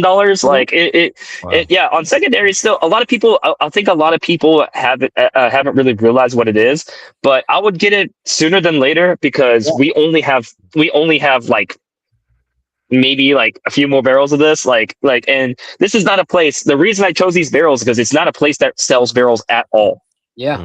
They just that. through the connection that I have with Japan and the utmost bowing that I've done in my life got me this allowed me to get these barrels. But with that being said, it's I'm not sure if it's ever going to happen again. Yeah. At this capacity. So once it's out, it's out. It's not like a very repeatable thing. Yeah. So get it now when people are buying it at that, because I'll buy it at that price, because I think I'll still get it at that price. I'm definitely gonna throw Good, some up man. to trade This stuff is tomorrow. good. I have some purple tops that I don't mind, trading for them. I love some purple tops, but dang, that Hey. Here's the thing: I don't want to have regrets, because I had an opportunity to trade for Frank's original Old Cassidy, and I didn't get my hands on it. And I remember that. that's one of the biggest regrets that I've ever had, was not like trading for that when I had the opportunity. And now it's just like impossible. And they came out with another one, which was absolutely delicious, but compared to the original, It ain't Frank's. It's not Frank's OG, and so It's not Frank's OG. It's not Frank's OG. So I don't want to. I don't want to do the same thing and go, oh, I got this. But it's not Frank's, so I got to get Frank's. Yeah, All right. Everybody was looking at the price of the original one, and they're like, "Oh!" And then as soon as I saw it come out, I'm like, "Whoop!" I'm like, "Get!" I was like, Buy now. I was like, "Man, buy now." As soon as I decoded what was inside that bottle, I'm like, it's out of here. I'm in it. I love it. It's only going for $3,000 on auction now, guys. Oh, yeah. It's Oh reasonable. God! Wait a minute. I thought I was sold on 600.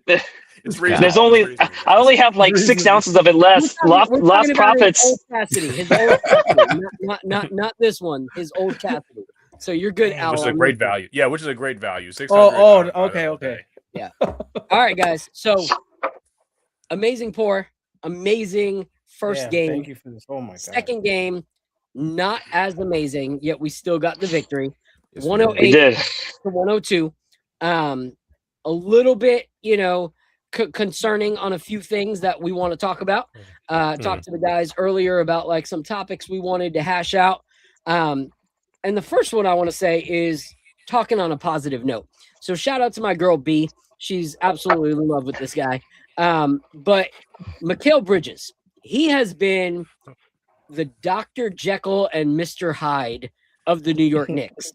In the playoffs, I mean, in the regular season, Yeah. he looks like Doug Funny, and in the playoffs, he becomes Quail Man. Like, I don't know what the heck, happens with that guy. Sorry, that's not old Nickelodeon days, dating me. But I don't know what the heck happened to Mikal Bridges, but he became a different player as soon as the regular season ended. So I got to give him his props. And here's the thing. I said in the regular season to Al and Apollo, I said, listen, if he shows up, I'm all down with like ignoring everything that happened in the season. Like I'm okay with ignoring the tragic situation, dumpster fire that he was in the regular season. But if he doesn't show up in the playoffs, I will fly to New York and pack his bags for him.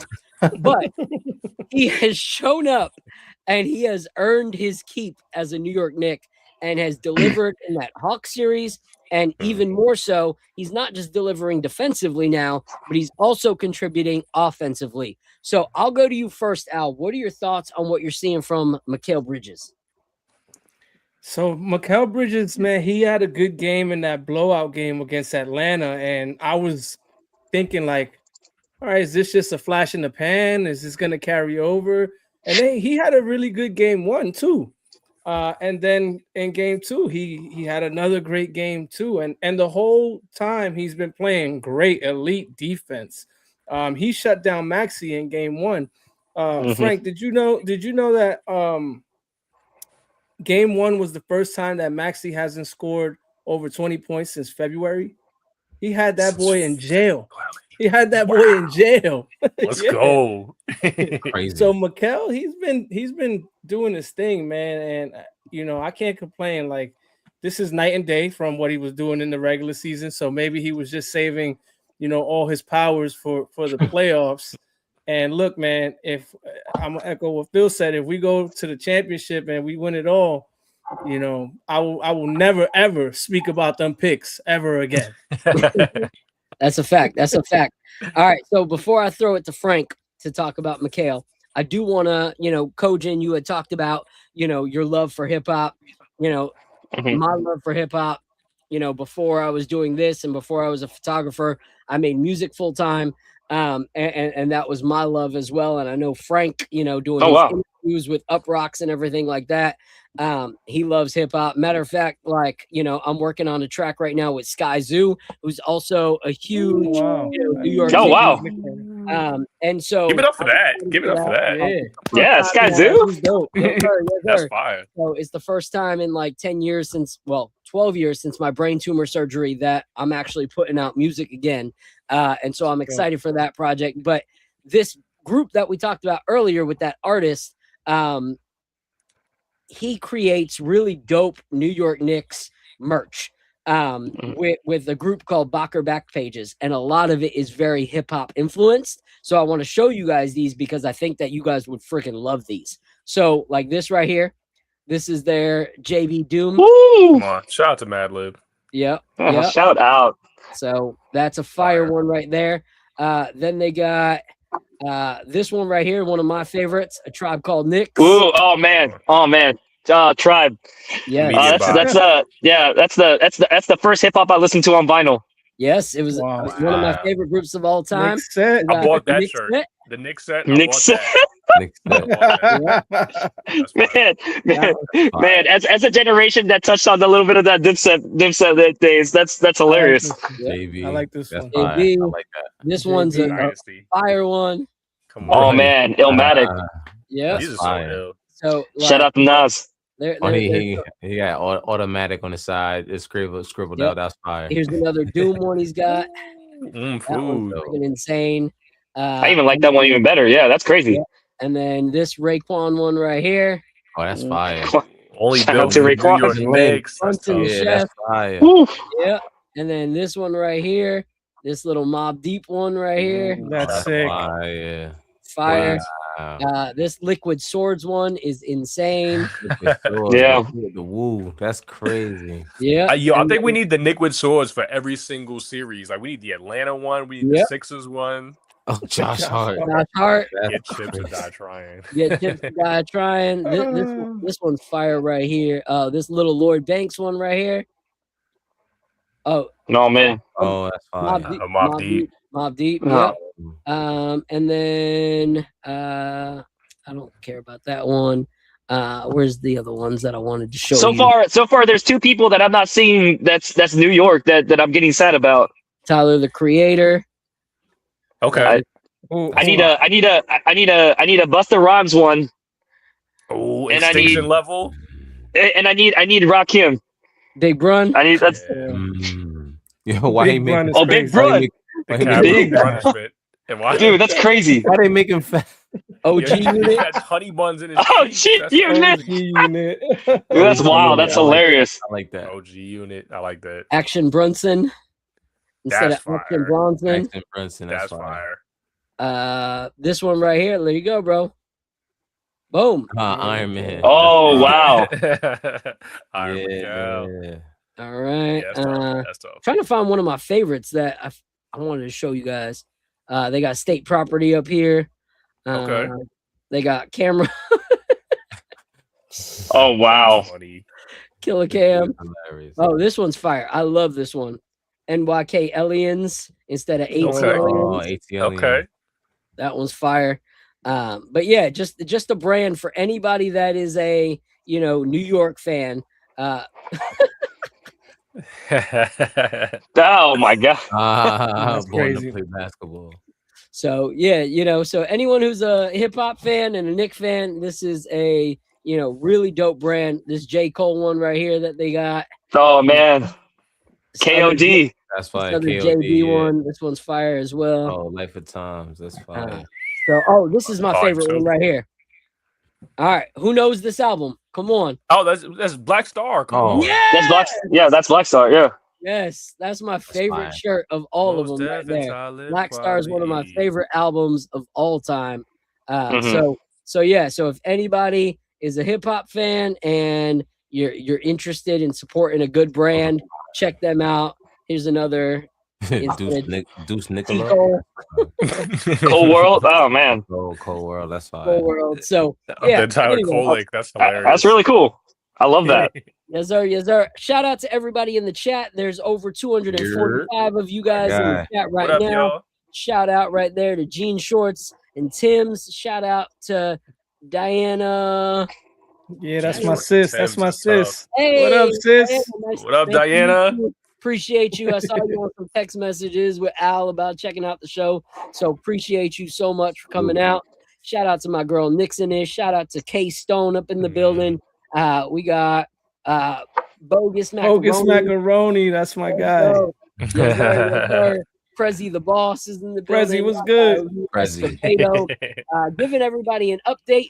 The Pistons have now gone 2-0. They put, the belt to the, Cleveland Cavaliers. Now they're up 2-0. So that is most likely who we will see in the finals is the Pistons. All right. So Good. let's talk about Mikal a little bit more. I'll go to you. Frank, what are your thoughts on what you're seeing from Mikal Bridges? I mean, the last game he had what, 20 points, 18 points, something 18. like that. 18, yeah. Yeah. So he was 18. putting it up. And the thing about Mikal is like, I think it was mentioned earlier, he does it on both ends of the floor. He's a great defender. He's rangy. He's got the length, but he also can put up that mid-range shot where you're like, he's a problem. He's going to give them problems all series. So I love Mikal. I think that if he keeps it up, he's going to apply pressure, especially if OG is out. If OG Anunoby is out, Mikal is going to be the next man up to be a primary defender and a primary scorer. So I love what he's doing so far in this series. I want to see him continue that.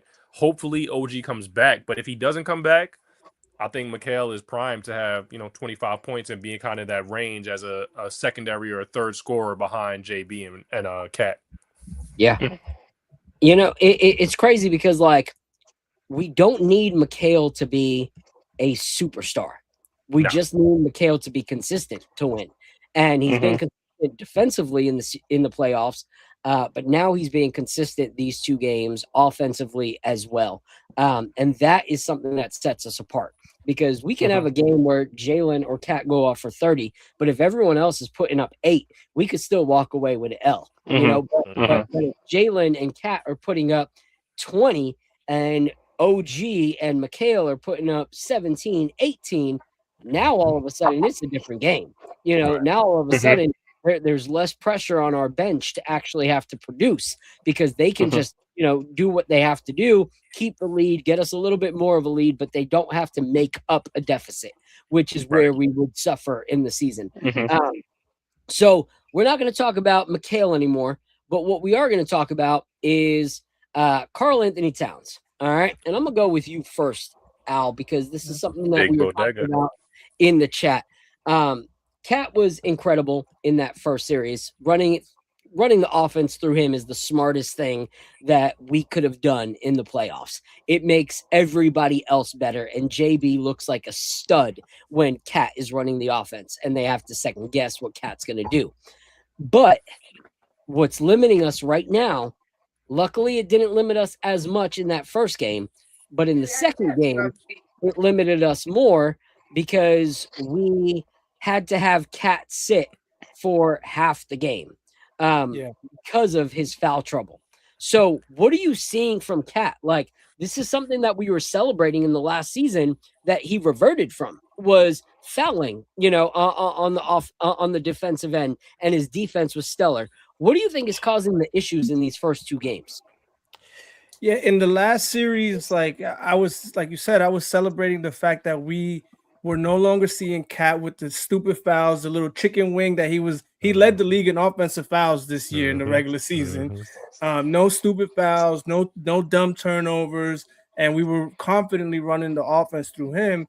And now come to this series, I always thought we might have a foul issue with him in this one because Joel Embiid is a 7-foot flopper.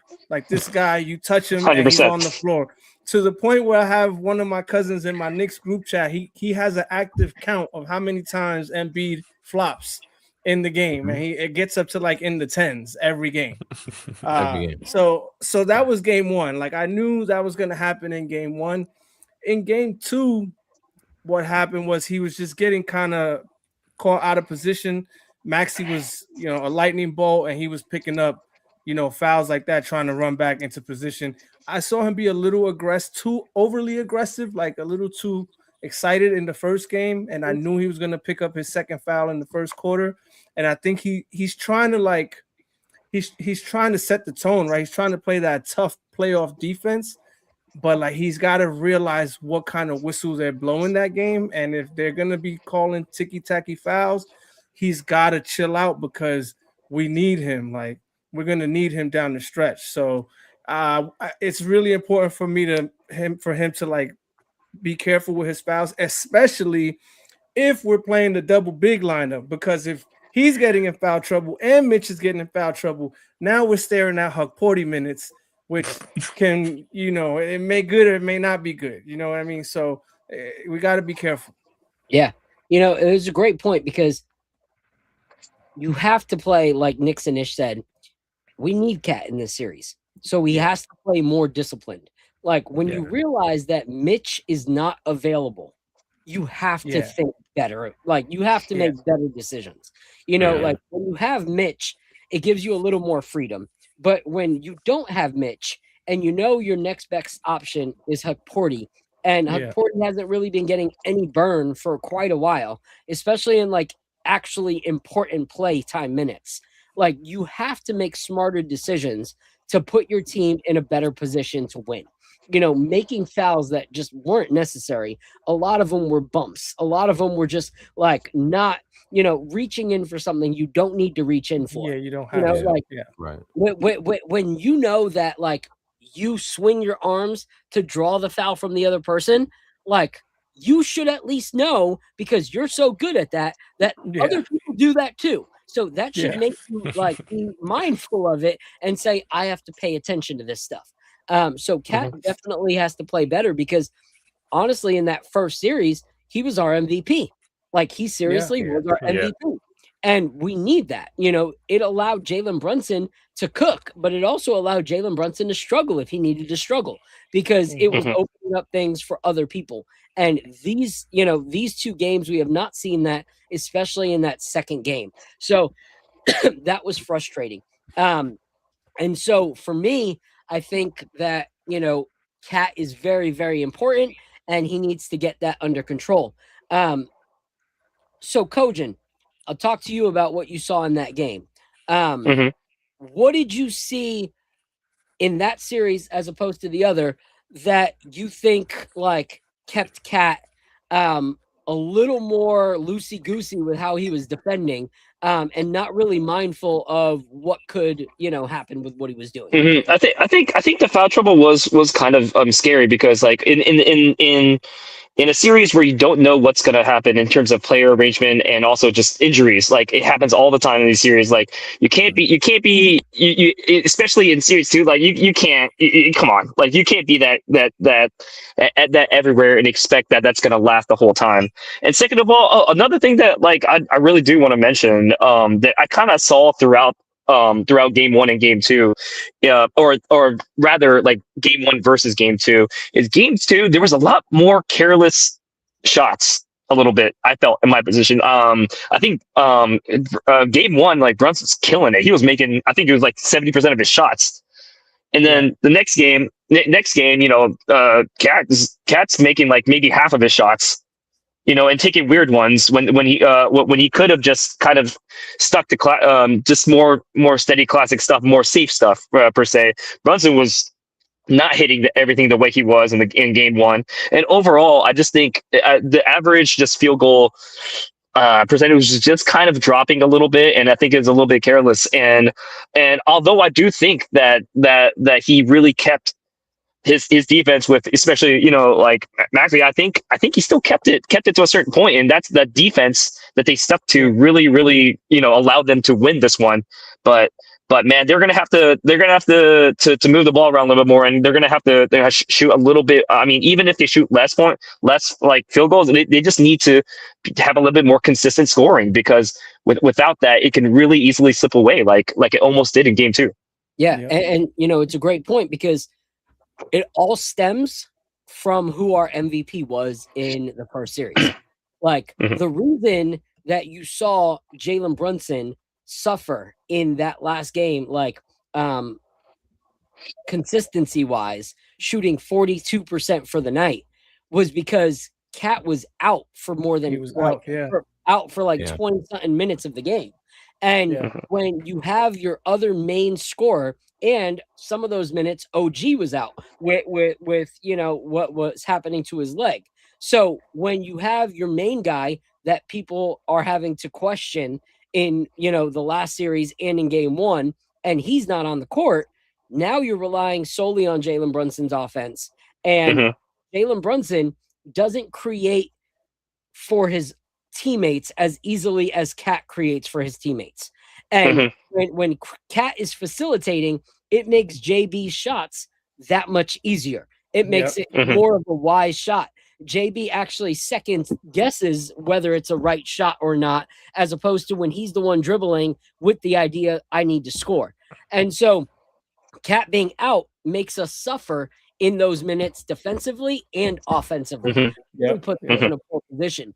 And we're going to talk about some rotation stuff. I see, Knicks and Ish has some comments that, I completely aligned with her, that I talked about with my girl Ebony. But first, we're going to go into this next pour, and then we're going to talk about this OG Anunoby situation and what Mike Brown can do in this situation. So let's go into this one. This is the Yokai series. This is the Kuko 9-year.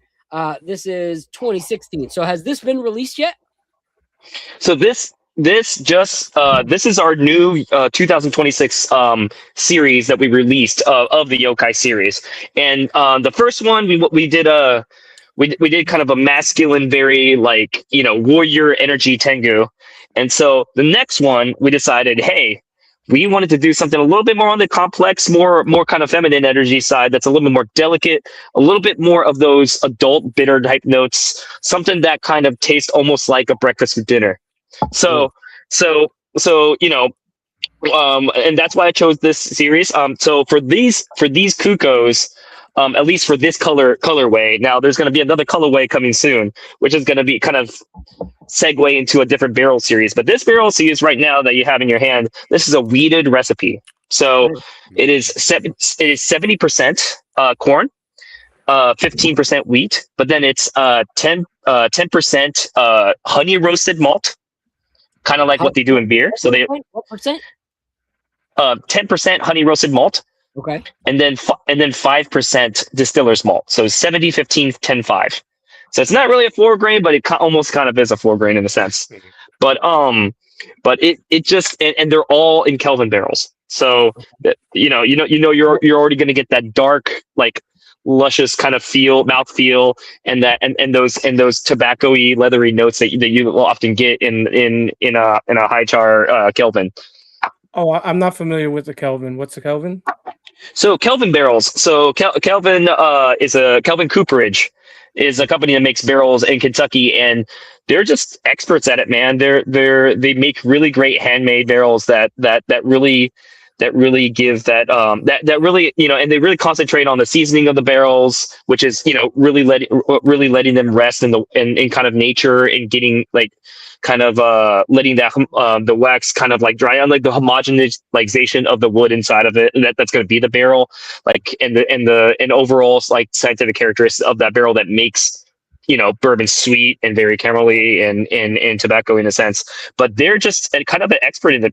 They're a really big expert in the field in terms of cooperages, and a lot of times when people hear if they have a bunch of the same liquid, and they'll be like, oh yeah, and this is a Kelvin barrel. It's actually happened at places like New Riff, which is pretty interesting. But people will be like, can we get the ones that are Kelvin barrels? Because most of the barrels, a lot of the larger produced barrels came from somewhere like ISC, Independent State Cooperage. But there's some Kelvins.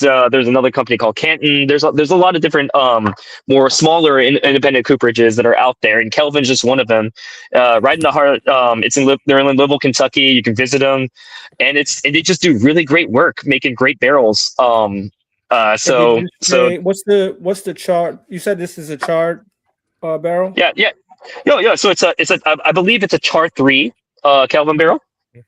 I noticed as soon as I poured it that this is darker than the other bourbon. Look at that! Look at that color, This guys. is so nice. Oh my god, it's crazy. That's sexy. That's sexy. Oh, hold on. What is going on here?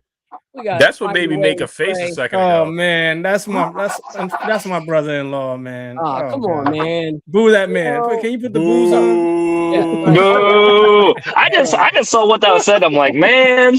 Like, wait, are the Heat? I'm kind of Heat in the playoffs? Thank you.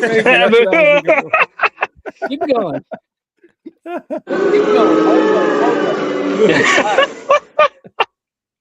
Here's one thing I'm gonna say to you. All right. Talk about next year. Next year, we still in this year. Let's talk about how Bam Adebayo's 83 was the most pathetic 83. Don't get distracted. Don't get distracted. Ever made. All right. This is what they want you to talk about.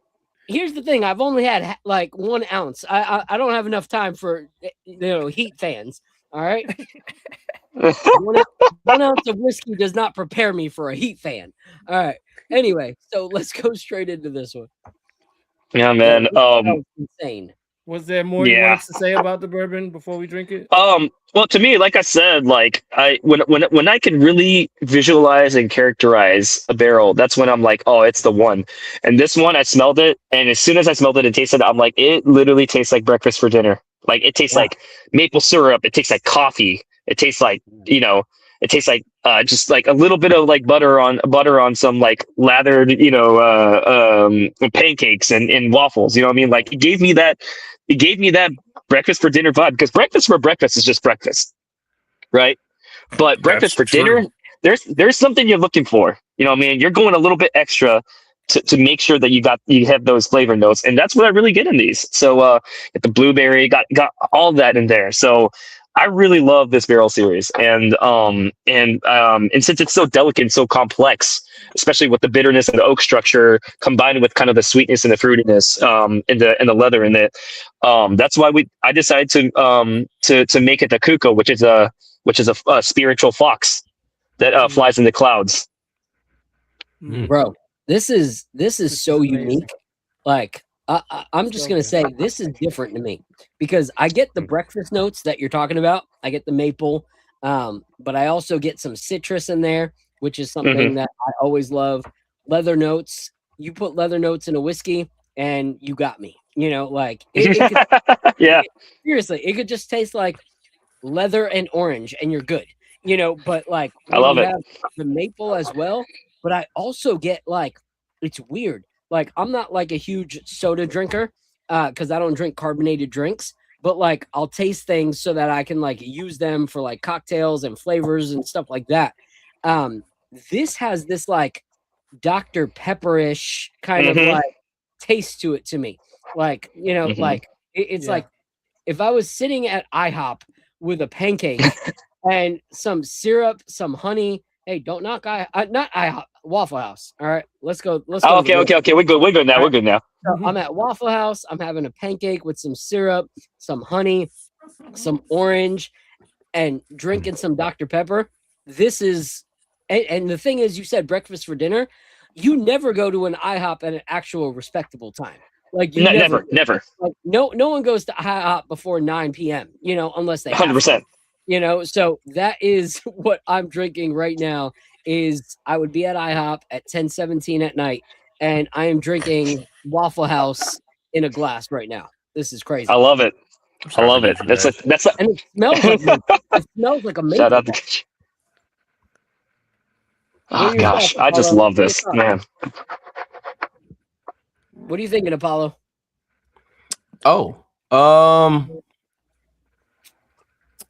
I get that orange kind of taste that you had mentioned. It's kind of like I was gonna say like an orange peel, but I wouldn't say necessarily orange peel. I'm trying to taste the Dr. Pepper. I don't taste the Dr. Pepper, but I am kind of getting like a chocolatey kind of note to it in a way. So like a mix between like a citrus orangey and a chocolate, like a dark chocolate. I'm getting those kind of notes there. All right. I get a little. I get the citrus. I got the Dr. Pepper. Once you said it, it was hitting me. On my second sip, I kind of lost the Dr. Pepper. I hate when that happens. Yeah. Definitely get the chocolate in there, the caramels. You could taste the char. But on the finish, I'm getting a weird like. It's like ginger, but very light. Very light. I could taste. I think that ginger-like note to me is like a culmination of what the notes previously, that were mentioned, kind of like the root beer, Dr. Pepper type like licoricey flavor combined with like that dark fruit and medicinal type of thing with the leather. I think all that combined, it almost has that like, when like not even like raw ginger, but like when you're having like a ginger tea. And you get that like honey ginger note to it. I feel like that's that little bit of like earthy, but also kind of like a warm, spicy vibe to it. Like I understand what you mean. I taste that in there too. I forgot to mention when I said the char, when I said char, I meant to say the leather, those leather notes. You get those leather notes, and that's actually one of Phil's like favorite notes. So I know he's loving this one. I had a question on this. Is this one any easier to get? Tell me this is easier to get than the other one, please. No.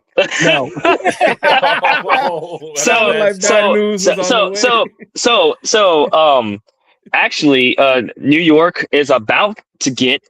Actually, I shouldn't say New York because I gotta put respect on it. Shout out to Tony. Their group in Jersey did a pick of the series, one of the last picks that we did of the series. So shout out to them. They'll probably have their pick soon.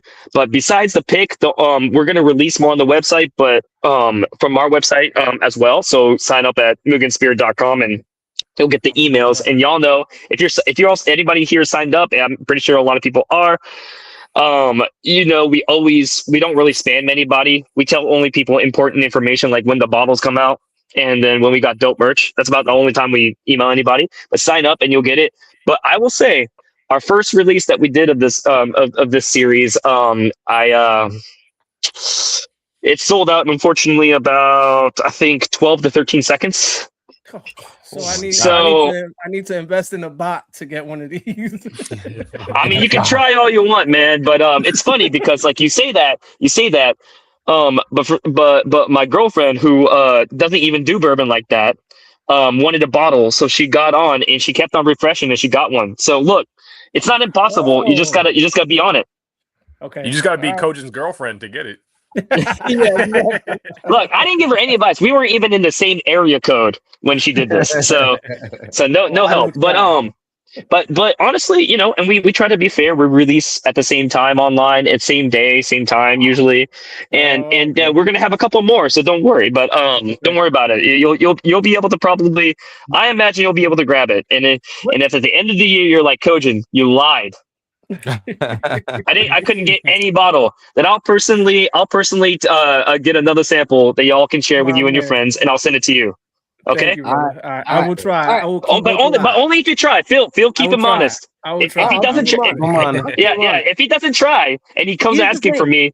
Here's the thing about Al. Al will have something on the show and he'll text me the next week and he'll be like, all right, bro, out of the two that we tasted on the show, which one do you think I should buy? He even texted me today with a brand that we had 2 weeks ago, and he's like, bro, should I get this one or this one? So he will. He is that kind of guy. Okay, cool. Yeah. All right. What store in Jersey is Tony doing the pick with? So he's doing it through. So he's doing the pick through, and I don't want to speak too much into his business because I know he's got his own plan with a steady pour. But I believe he's doing it through Taste Select Repeat, in partnership with Taste Select Repeat. So it's gonna be through that group. I don't know which store they're gonna throw it to after that, or if it's just gonna be one of those things. But and you just gotta hit up. You gotta hit up the ASP people, man, and you gotta let them know they're the ones that control it from here.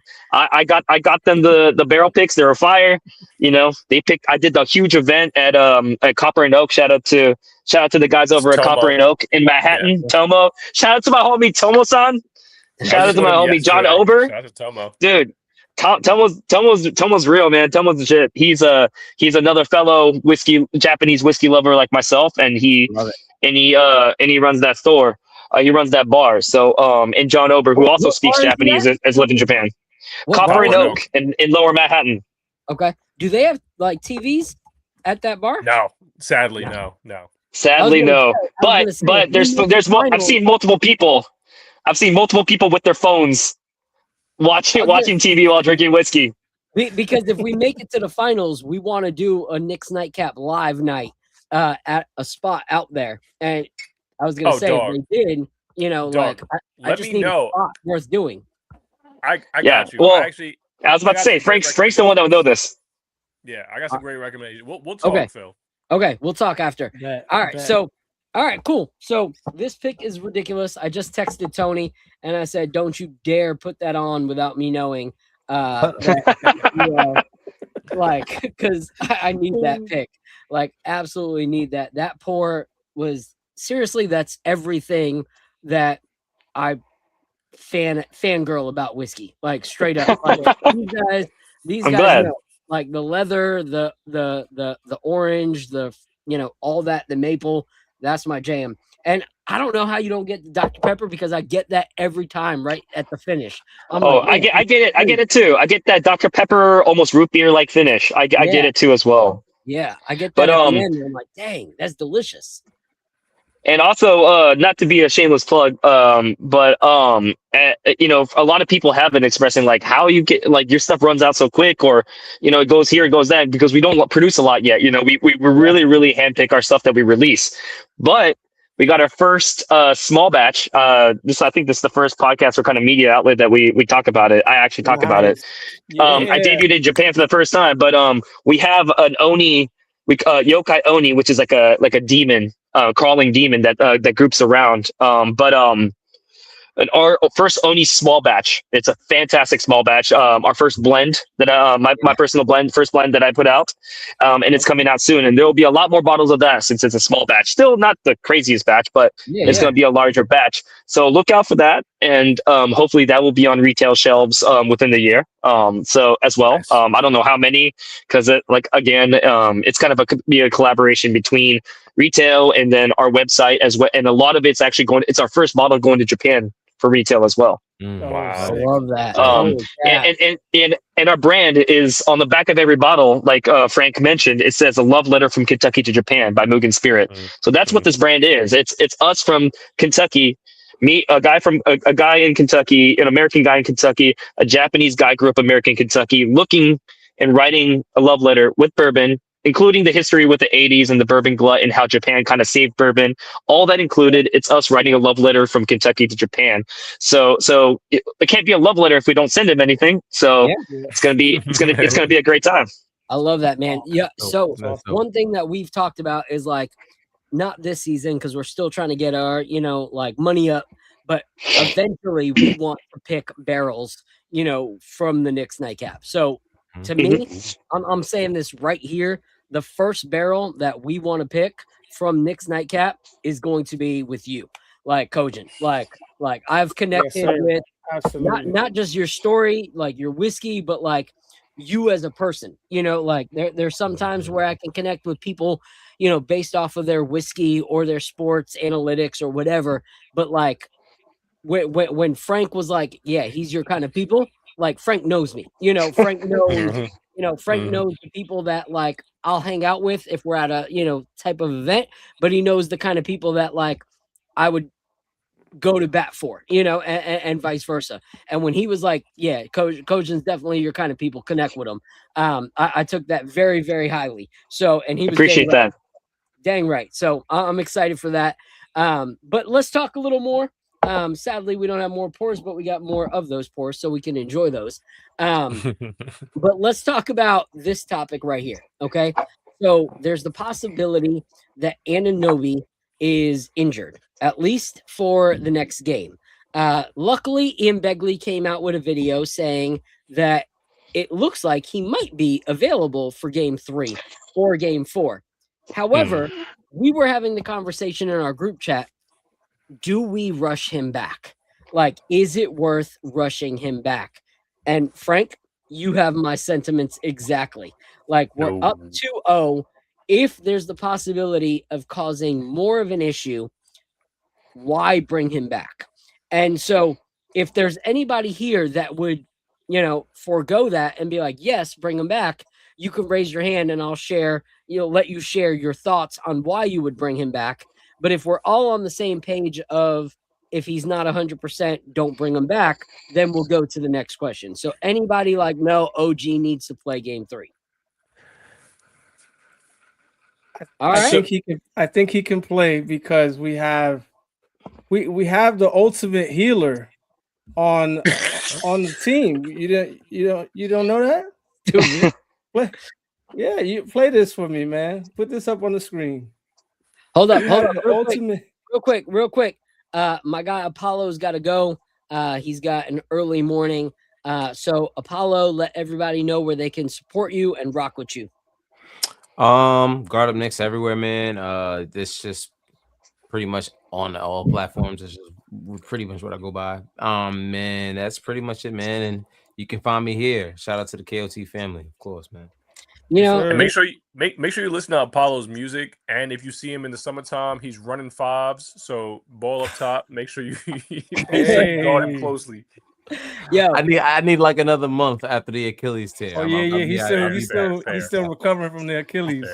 So I'm gonna put him on blast real quick because I'm starting to see something. All right, I'm starting to see something about Apollo. All right, so I get a text message now on most days. Hey, running late. I'll be there. A little bit late. He gets on right before the whiskey pours. He drinks the whiskey and then drops. And then he tips. Hey, listen. No. Listen. All right. You want to throw a rock? I've been sitting here since 9:45. I had notes on Macau, Cat, and I didn't get a dime of minute to say anything. And I sat here patiently and I waited. And you gave me my chance during the whiskey pour. During the whiskey pour, I had my chance. So shout out to you for giving me that opportunity, my guy. I just play with you. I love you, bro. You want to share some of your notes real quick before you go? No. It's old news now. It's good. It's gone. Basically, he's saying you're being more Mike Brown and not Tibbs. He needs more minutes, is what he's saying. I love you, bro. I'll just play Much with love, you. bro. Have a good day tomorrow. I'll talk to you later. All right, man. Fellas, fellas, man. Thanks, man. Peace, bro. Yo, so there's nothing to worry about with OG Anunoby. There's nothing to worry about. We have the man. Put this video up for me, please. Jordan Clarkson, the Mad Healer. Where's the video? It's right there. I got it. I'm sharing. No, it's not showing nothing. Oh, okay. There we go. Yeah. There you go. Seeking of the fine line. They'll not find because it's too late. Oh my God. Too late, yeah. Too late for them to ever see again the life they once chose not to follow. All right. Don't be lost when the time comes. While the day of the Lord cometh as a thief in the night. I am dead. So I feel like that is blasphemous on all categories possible. Yeah, on every level. Wait, that really happened. I know it did. He did that, and look at OG. He healed his wrist. Oh my God. OG looks like he is about to erupt. Like OG's face in that whole thing was absolutely crazy. I don't know what like OG was like, what is happening and why is this happening? OG felt something there. He was worried. He was worried about what was going on. All right, but share your thoughts. Besides your yeah, I'm just joking. I wouldn't right. play him. I think we have a good chance Frank of winning. raised his hand, so let's hear Oh, Frank. my bad. Go ahead, Frank. Well, I raised my hand to say, am I ambitious? Yes. But I'm thinking about who's going to make it out of the West, and I'm thinking about what happened in the NBA Cup, and I'm thinking about the Spurs. I'm thinking about the Oklahoma City Thunder. I'm thinking about everybody. And respectfully, I think that OG needs to be healthy in order for us to beat the field. You know, like in order for us to beat the Sixers, again, I'm ambitious. I think that we can get past the Sixers without OG.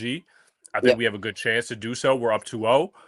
But looking forward and looking at the Pistons, you know, looking at the prospective favorites out of the West, I think we need OG to be healthy. So I wouldn't rush him back, which is why I raised my hand. I just wanted to say I don't think we should rush him back because I'm looking at the field and not the Philadelphia 76ers. Yeah. And so for me, OG has been our all-star. Like him and Cat have been our number 1 and number 2. As much as I love Brunson, and he was the reason we won this last game because of his, fourth quarter performance. But overall, for the whole playoff so far, it's been Cat and OG. And so I agree with you that yes, the idea of putting our, knee on their neck, in game 3 and stealing their soul, in their first game at Philadelphia. Yes, that benefits us. But is it worth the risk of him not being available when we need him most?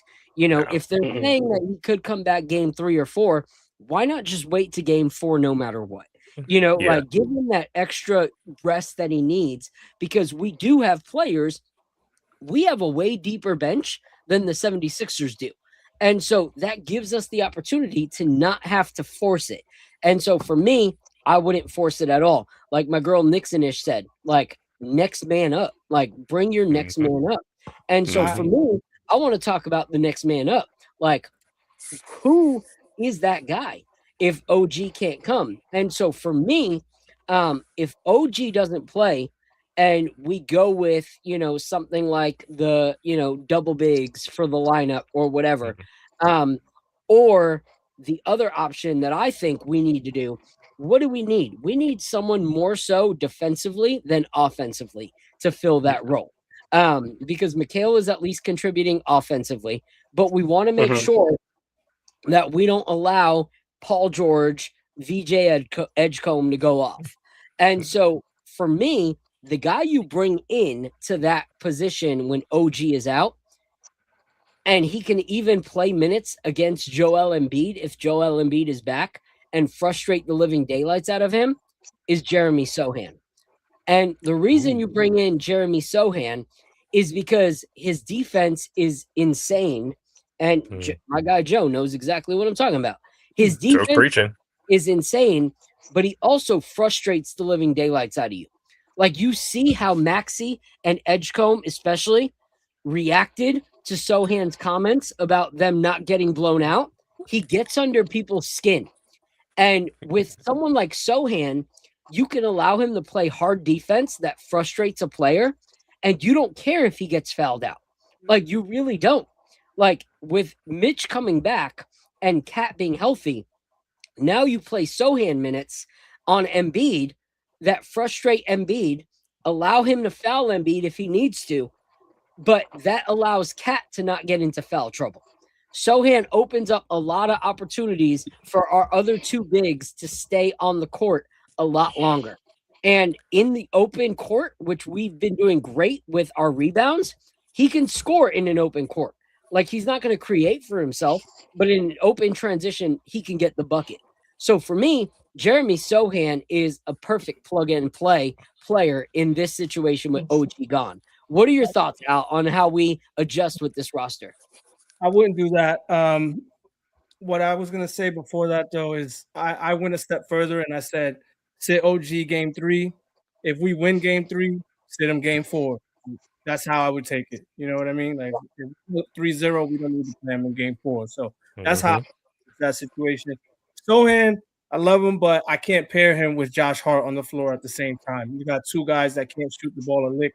It's going to shrink the floor for Brunson, and that worries me. I'd rather have, if you're going to put another non-shooter in, then I'd rather have Mitchell Robinson because at least he can roll in the dunker spot, and he actually has some gravity that'll pull people in because of his offensive rebounding and suck people in from the corners to kind of stop him, which actually opens up the three-point corner shots. So if you're going to go non-shooter to bother Embiid, I think Mitchell Robinson is your guy. And he has a bone to pick with Embiid anyway. So I would go that way, and that's if Embiid is playing.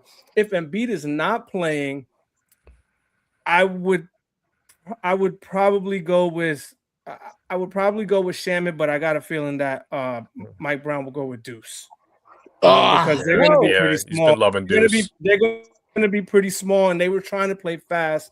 So I can see he was playing Deuce a lot. I hated Deuce's minutes last night. By the way, I didn't think he played well at all. But he seems to be forcing that hand, and I guess he's trying to get him going, and he thinks that he's going to be important down the stretch of his run. So, yeah. I'm a favorite. You're my guy, but right now, I feel like I should bring your sister up because I feel like she's dropping knowledge. Right? But I agree with Sohan next man up. It's hot, girl. But with the way Mike Brown has been moving, I wouldn't be surprised if he puts Clarkson in instead. And so here's the thing. Sohan, right now, with what we have going on, if Sohan is the one that's controlling Embiid, then you have more cap minutes, okay? You have less liability of them going to a hack-a-Mitch kind of situation as well. With Sohan's not trying to score, but he's allowing Cat not to get in foul trouble so that Cat can score, so that Cat can be that guy that we need. Sohan allows those minutes to continue. With Mitchell Robinson is still an offensive liability. Like he is, and he is great on a defensive end against when you have bigger guys. But the guys that we're trying to now lock down are Embiid and a bunch of guys that are movers. You got VJ Edgecombe that is moving nonstop. You got Maxey that's moving nonstop. You got the Quentin Grimes minutes that are moving nonstop. That's not Mitchell Robinson's top priority. That's not what he excels at. Sohan does. Sohan can be on you like the white on rice. He is like a tall version of Alvarado. He is frustrating, but he at least has the length to be able to deal with multiple guys. You want someone that can play like Miss Nixon is shed, the 1-5, so that if he has to stop Paul George on a transition, you can do it. Miles McBride can't do that. If they set a pick and roll and Paul George has the ball, that's an easy over McBride.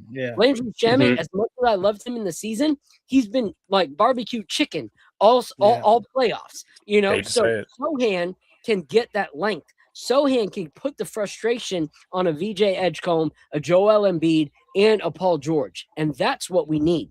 We want someone that if, Jalen Brunson gets put in a, pick and roll situation, Sohan is that guy that can stop Maxey. He's the only one that can guard the 1-5 that's currently on the bench. And so that's why I would go with him, because right now we don't need the scoring, because as long as Cat's on the floor, we have guys that can score. We have guys that can make it easy to score. So that's why I would personally go with Sohan. Frank, what are your thoughts? So my thoughts are funny to take it way, way back, but I'm thinking about Brad Stevens winning Executive of the Year, and I'm thinking about what the Knicks have on their roster. I'm curious at how the hell that happened, because we got Sohan. We got a deep bench that I feel like we have so many guys that we can plug and play. Jordan Clarkson, honestly, I would hesitate to put him in the game. Sohan, he obviously doesn't have the offense that Jordan Clarkson has, but I think you're right, Phil. We need the defense. And so having a guy like Sohan to be able to plug and play, put him in there, have him as kind of an alternative to that double big, and be able to kind of manipulate the game on the defensive end and really come through for us. I'm excited to see that. But my mind is just stuck on Brad Stevens winning Executive of the Year. I'm sorry for that because I'm like, how the hell did that even happen? The Knicks have the better roster than the Celtics, and the Celtics aren't in the playoffs anymore. So I'm hung up on something that isn't your point, but I apologize for that. No, it's a great point, because I feel like the front office was able to, even after getting a head coach so late in the game, still able to make enough transitions to get us a bench that was solid. We went from, having Yabusele, who, was a complete dumpster fire for us. Player at some point. Horrible for us. We found a way to transition that into Sohan and Alvarado, and so for me, Clarkson's one of my favorite players, like offensively. But he's not a plug and play for the starting lineup. That puts us at a huge defensive liability. If you look right now, we don't need necessarily more offense. OG is a delight because he brings that. But at the end of the day, what we need to do is stop them because they are not a defensive-minded team. They're not. So even a guy like Sohan, who's got a limited offensive bag, it's still a bag against a team that is not defensively minded. Right. Like none of their guys are elite defenders. None of them, and so at the end of the day, they are elite scorers. And that's what we need to stop. Like they can't beat us when it comes to their defense. But offensively, if it's going bucket for bucket, they have enough bucket getters. So our thing with OG being gone is how do we stop their bucket getters? By putting more defense out on the court. And so for me, how do you fix the OG and Anunoby thing? Someone like Sohan in the starting lineup and give Diawara some bench minutes. Like Diawara should be cooking a little bit off the bench. Even 8 to 10 minutes a game, Diawara can bring that height offensively and defensively that we need so that we don't have to worry so much about Cat or Mitch getting in foul trouble because we have height. That's the one thing that I would say Mike Brown missed, in these last two games was you bring in Landry Shamet in multiple minutes where he's not really contributing anything. Same with Deuce McBride. Yes, he's a really good defender on his kind of guy, but this team knows how to do the pick and pop. That's what they do, so they're constantly setting screens so that there's a mismatch. Miles McBride is always going to be a mismatch on everybody. Everybody from DJ to Maxey to Paul George, they are all taller than McBride. That's a defensive liability. None of them have that edge against Diawara. So for me, you bring Diawara in off the bench instead of Miles McBride and instead of, Landry Shamet. Keep the Alvarado minutes because Alvarado has been feasting and putting in that grind. But the other two, I think you got to put Diawara minutes before those. So what are your thoughts on that real quick, Al? I agree with that. I did have a random stat for you. Clarkson, ever since he healed OG Anunoby's wrist, he has not hit a three since March. He has not hit a three since March. Well, there's consequences. There's consequences with voodoo, bro. So that's my only qualm with him. Other than that, he's been playing great ball. So I can see him going in the starting lineup, but I do need him to stretch the floor a little bit. I'm not opposed to Clarkson getting the nod. I do want to see Diawara minutes. But look, the Knicks are versatile, so we can go in a number of different ways. And my thing is, like, if we do go one way and it's not working, I want to see us quickly pivot away from it. So that's my only thing. So and I think Mike Brown has been doing that. So I'm looking forward to see what game 3 presents and how we adjust and how we win that game. All right. So before we give our final thoughts and transitions, my guy Kojin has to get going. Kojin, let everyone know how they can follow you, support you, and everything that you're doing.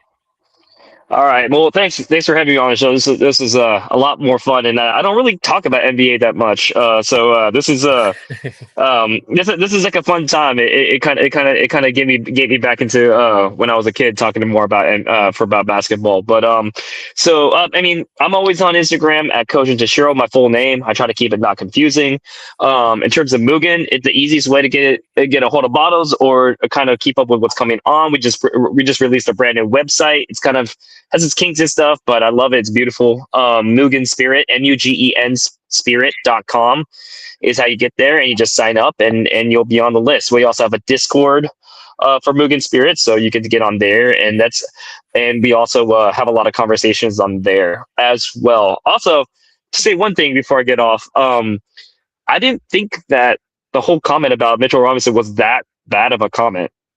I know I get what you mean, but like at the same time, I mean, like if you're talking about points, nobody's putting that much points on the bench right now. You know what I mean? But I do like the fact that Mitchell Robinson's 7 foot. I mean, he's big, and he does get rebounds. Yeah. So that I didn't think that was the worst idea, but I get what you mean. I get what you mean, Phil, in the sense that he's not a really switch. He's not really a switch.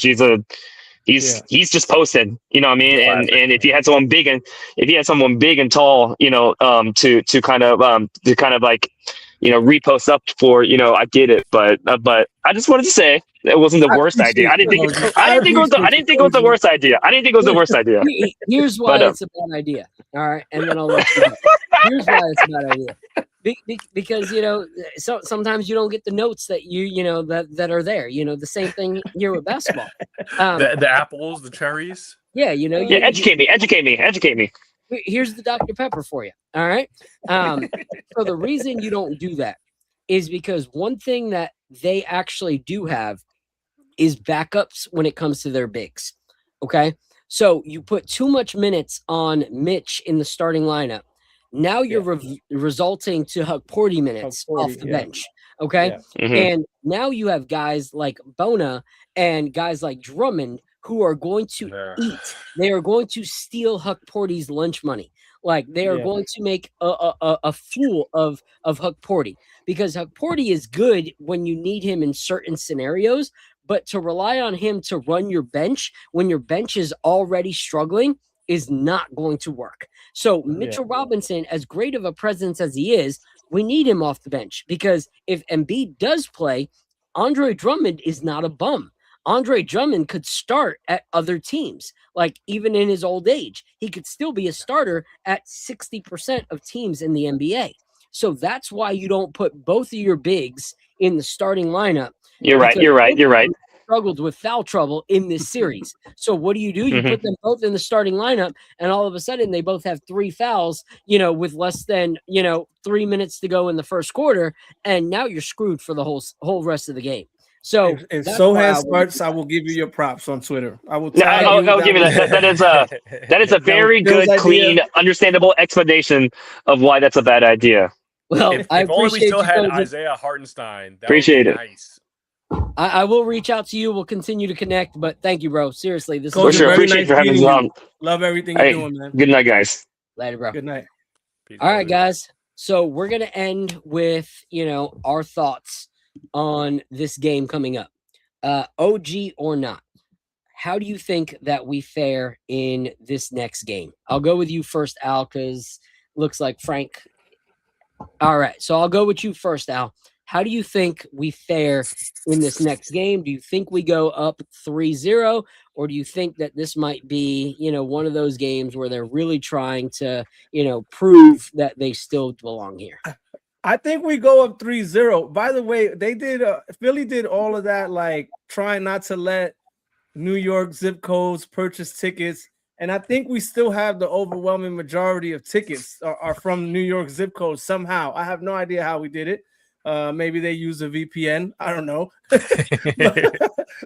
But we are going to be in the building. That is going to sound like MSG in there. There's going to be a large contingent of us.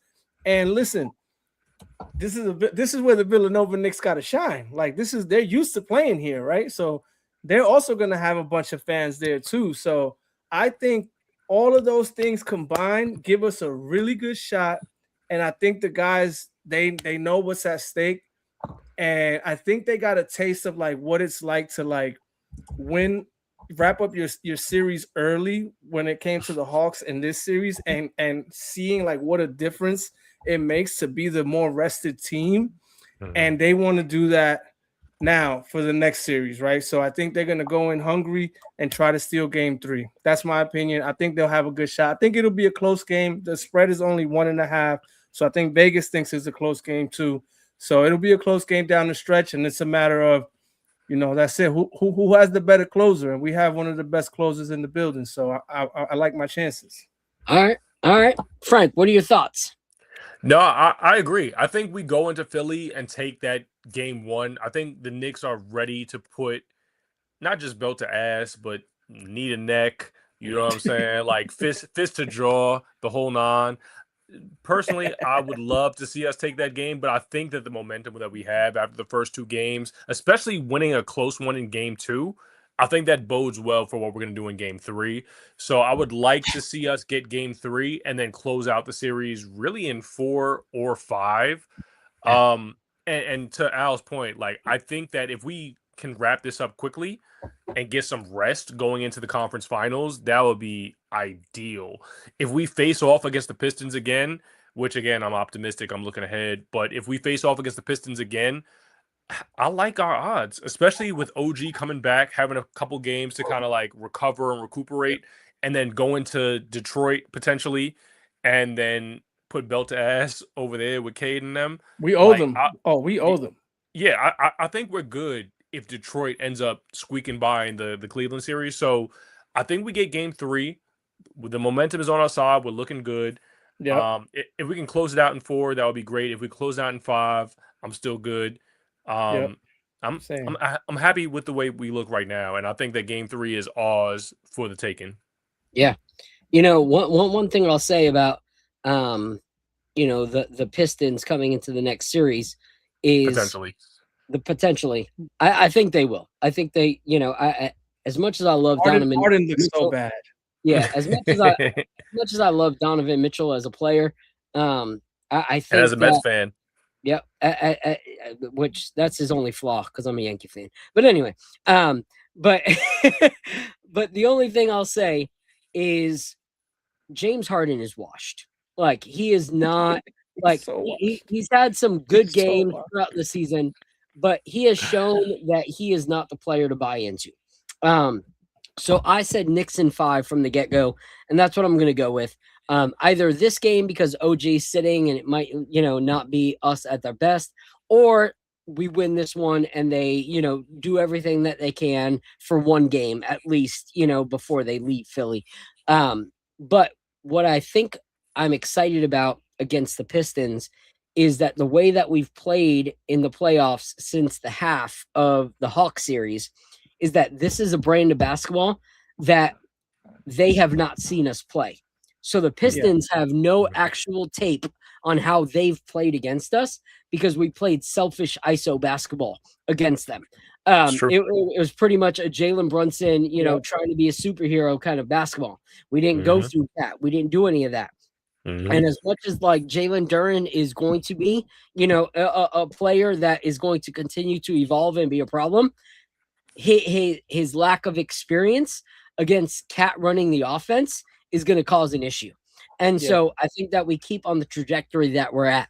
So before we close, I'm going to bring up my guy Joe and my girl Nixon-ish so that they could give their takes on this next game, and then we'll close out. What up, Joe? What up, Yo, what's going on, what up, guys? y'all? Yo, thanks for having me on the panel, Phil. Of course, bro. Miss Nixon-ish, I'm looking you say some stuff in the chat about Sohan. I'm really interested to see what you have to say. I'm going to let you go first, if that's all right. Yeah, so talk on what you think Sohan would be a good fit, and then also what you think the outcome of this game will be, our next one. Gotcha. So I think he's a great fit for next man up. I think, like I said to Al, I said, go watch him play the Spurs. I mean, I'm in Texas, right? I've seen plenty of games in person where he put belt to ass on the Knicks by himself. Yeah.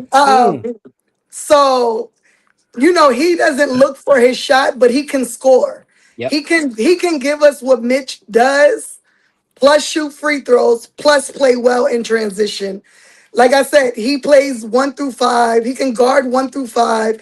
So if they Yeah. choose to set picks and we have to switch, we're comfortable where we are and not have to, again, try and help defensively because he can hold his own. I think, he got them riled up last game, and I love it. I love it because, people look at him like he's soft and he's really not. He's with the he'll fight. And I love that because to me that's Knicks basketball, right? We from the 90s, Yep. watching the That's 90s right. ball. And Oakley, so Mason, they didn't back down from nobody. exactly. So I think, him being the next man up makes a whole lot of sense. Um, and for game 3, I think the Knicks need to come out with the same mentality. Like I said, Cat needs to be smart with it because he's very important to how our offense is flowing, whether Embiid is playing or not. We need Cat on the floor because with Embiid playing, he runs by him. Embiid can't guard him. It's clear as day. Embiid has no movement on his legs. Yeah.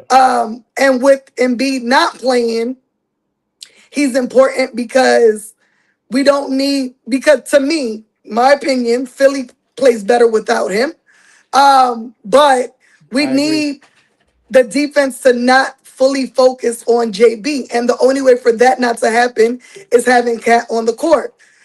So Cat has to find a way to play more discipline, to remain on the court as much as possible. And we need him to give us those minutes with the bench guys. I feel like the lineup of Cat, Jordan Clarkson, Alvarado, Mitch, with that second unit, it gives us great minutes. It gives us great tempo. And we kind of don't lose our step from that first unit. So to me, that's important. I think the Knicks come out on top in game 3 and game 4. Philly could keep their bags at home, just like I said against Atlanta. I love it. I love the confidence that you speak with, and I love the Al. What you talking about? Let me break it down for Yeah, you. Kind of she knows ball. She knows I ball. love it. I love it. So I love it. I agree with you completely. I'm gonna throw it to my guy Joe. Joe, what are your thoughts? Yeah, man. I mean, I want to touch on the Huck Porty thing because I feel like those refs in the last game really threw us off. Like they were calling every single ticky-tack foul. They were. And that was really throwing Huck Porty off of his game. And I know Huck Porty could bring it. Just you got to give me some better refs, man. That last game was ridiculous. Phil, I know you don't like talking about this. I know you don't like hearing about the refs all the time, but last game was kind of nuts. It was. It seemed like they were calling everything, man. Like 30. It was like they had 30 plus free throws or something like that. I'm like, yo. And the fact that Cat was taken out of the game completely because we couldn't play him because we didn't want him to get any fouls. Yo, Mike Brown, just put him in the second quarter. Don't play him at all in the first quarter if that's how we got to do it. Because I want to see him at the second quarter, the third quarter, the fourth quarter. I can't have a whole half of basketball without my best facilitator on the floor. The game is going to be 100 to 100 if that's the case, Yeah.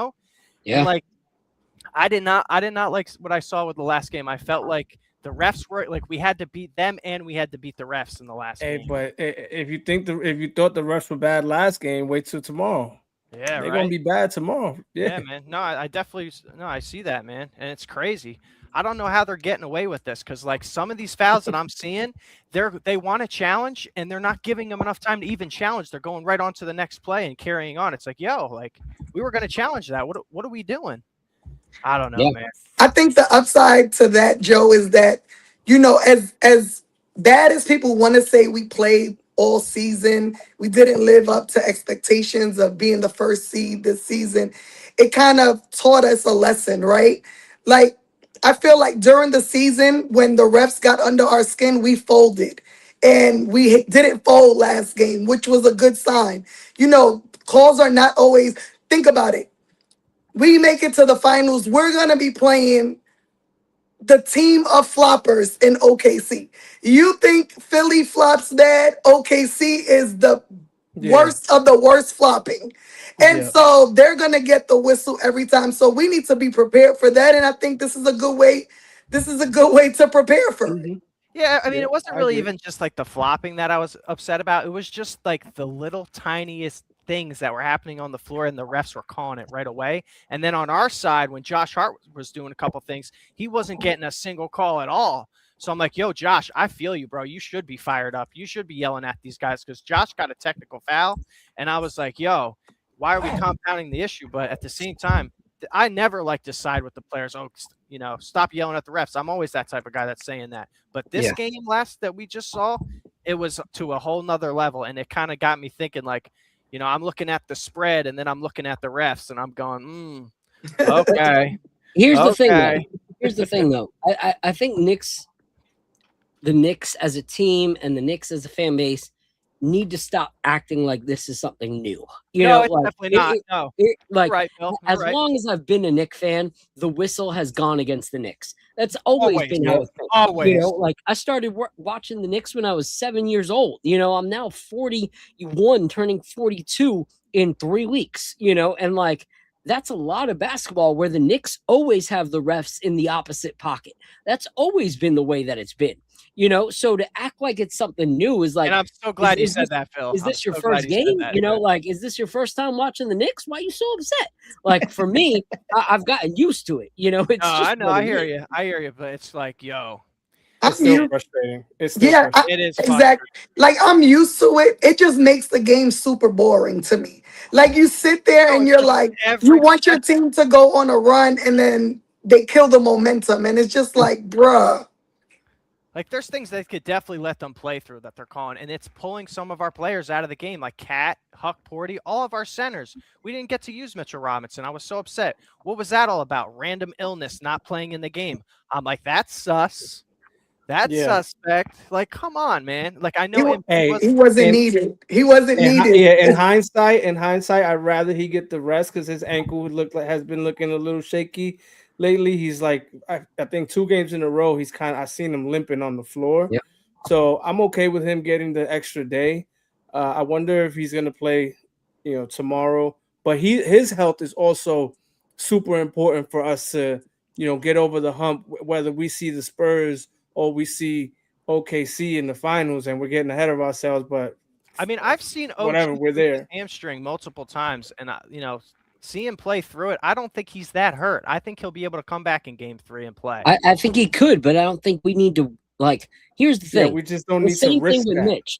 Like, people are like, oh, why is Mitch not playing? Like, at the end of the day, the reason we wanted a roster that had an actual bench is for moments like this. Like, how many times have we had no bench and an injury would happen and it would cost us the series? Right now, we have the luxury of saying next man up. There's seasons where we could not say next man up. So for me, if Mitch needs to sit, let him sit.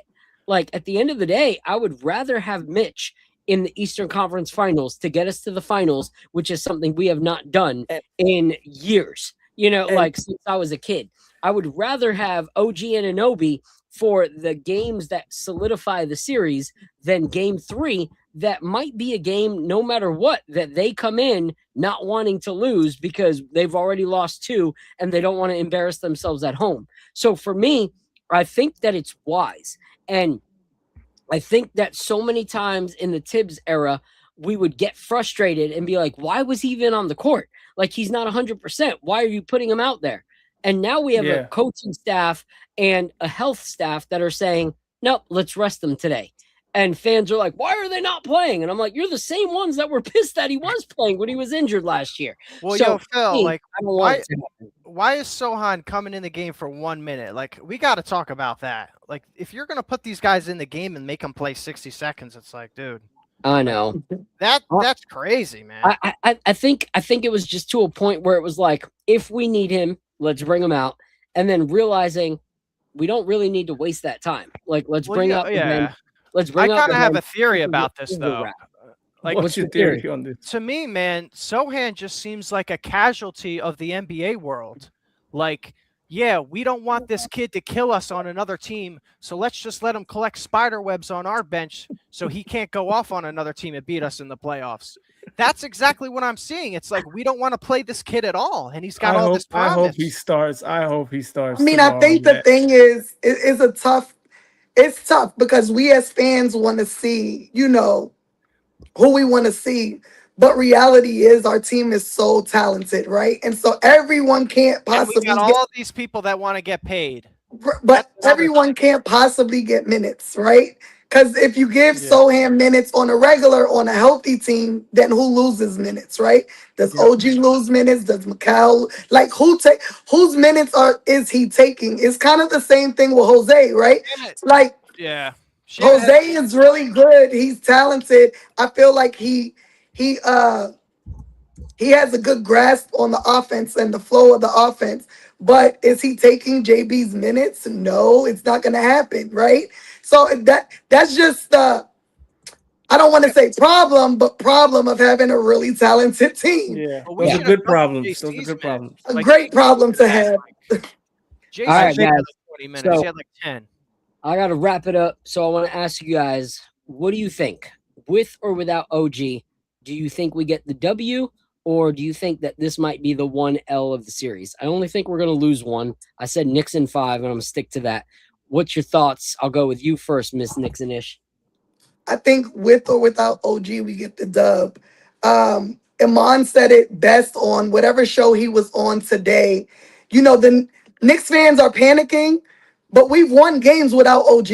Yep. We've won games without Mitch. So to be in such panic mode as if we cannot win without him is absurd. So we're gonna win. I thought it was gonna be Knicks in 5 or 6, but the way we've been seeing the Knicks playing, I think it's a sweep.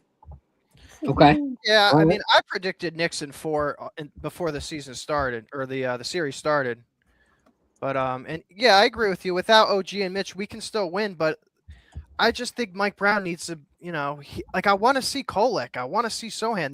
These dudes aren't getting any minutes. It's like, Joe, do you have a Sohan jersey? I mean, no. You need to get one, my brother. I think to play OG in game 3 would be criminal. It'd be it'd be weird for a staff that dedicated the whole season to taking care of Mitchell Robinson and making sure that he's healthy, for that same staff to turn around and play OG Anunoby in game 3, understanding the risks that come with it and how valuable he is to our championship run that is right in front of us, would be criminal. So I hope they don't do it. Yeah. And it wouldn't make any sense because they haven't operated that way the whole year based on how they've managed Mitch. So I will hope that they manage OG in the same way. Yeah. So I don't expect him to play, and I expect us to still win. I think the game that we do lose would be game 4 because they will be playing with their hair on fire, and then we wrap it up when we come back home to MSG. Yeah. All right. Well, so, yo, Al, let me ask you this real quick, just before we go. You remember in the NBA Cup, we had Tyler Kolek coming off in the second string, and we had Jordan Clarkson playing together. When is the last time we saw Jordan Clarkson Tyler Kolek connection? Because I feel like that's such an underrated before duo. the Jose trade. Yeah, before I the just Jose feel like trade. it's such an underrated duo that we're not utilizing, that we should use now that we don't have OG. We're not going to have Mitch. Like, these two guys in the lineup together, when they're playing together, they have really good chemistry. I see it in the cup. I think putting Tyler in takes Jose's minutes, and they're not going to do that. I think the only way he's going to see the floor is if injury. Yeah. Listen, I'm full on Tyler, like Kolek. I've always been Kolek. But even though he got better defensively, when you look at the comparison of him and Alvarado, the defense is leaps and bounds better by Alvarado. Even better than Brunson, even better than Clarkson, sometimes better than Shamet. We're just running too many guards, though, man. It's like Deuce and Alvarado on the best floor. defenders. And when you look at the offensive, yes, Kolek is a great facilitator, but he's not as confident as a scorer except from the 3-point line. Jose Alvarado is confident to drive it, can shoot the 3-point, but is also a good facilitator.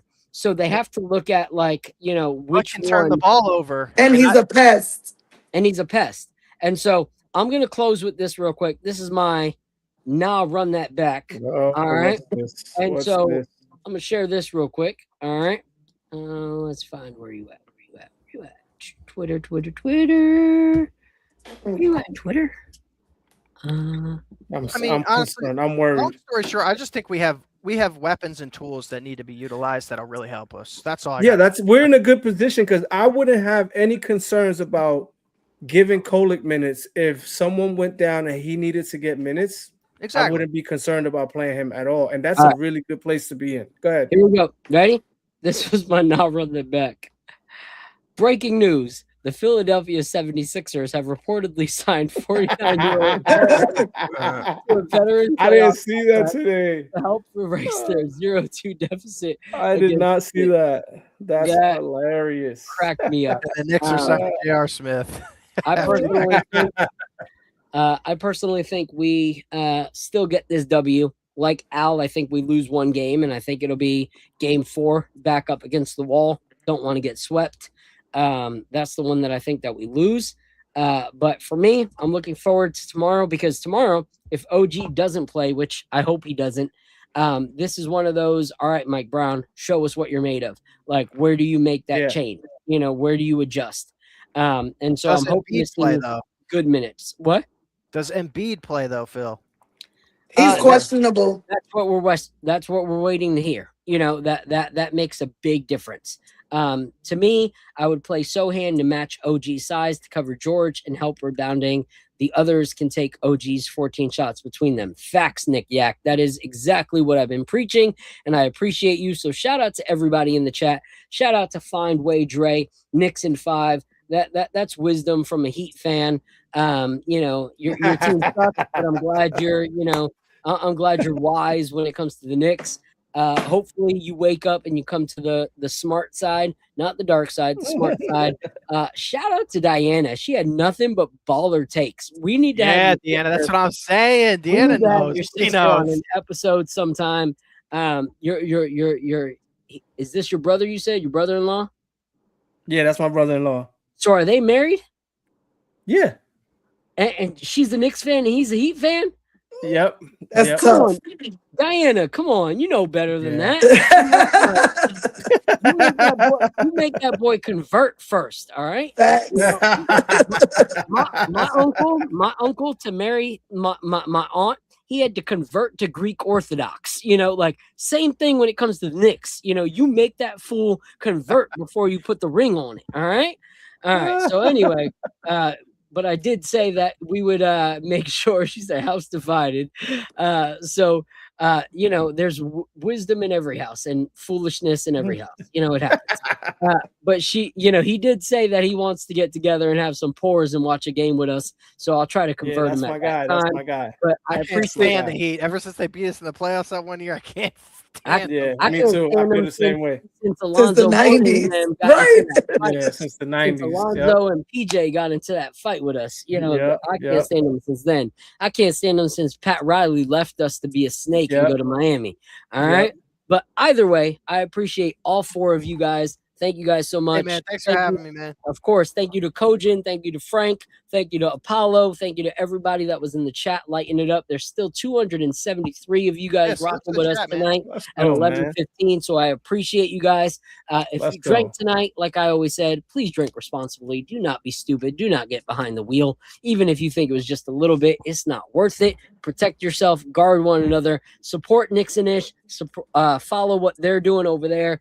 Baller takes, especially from this girl right here. Always love hearing what she has to say. That's why she's always got an open spot whenever she wants to come talk.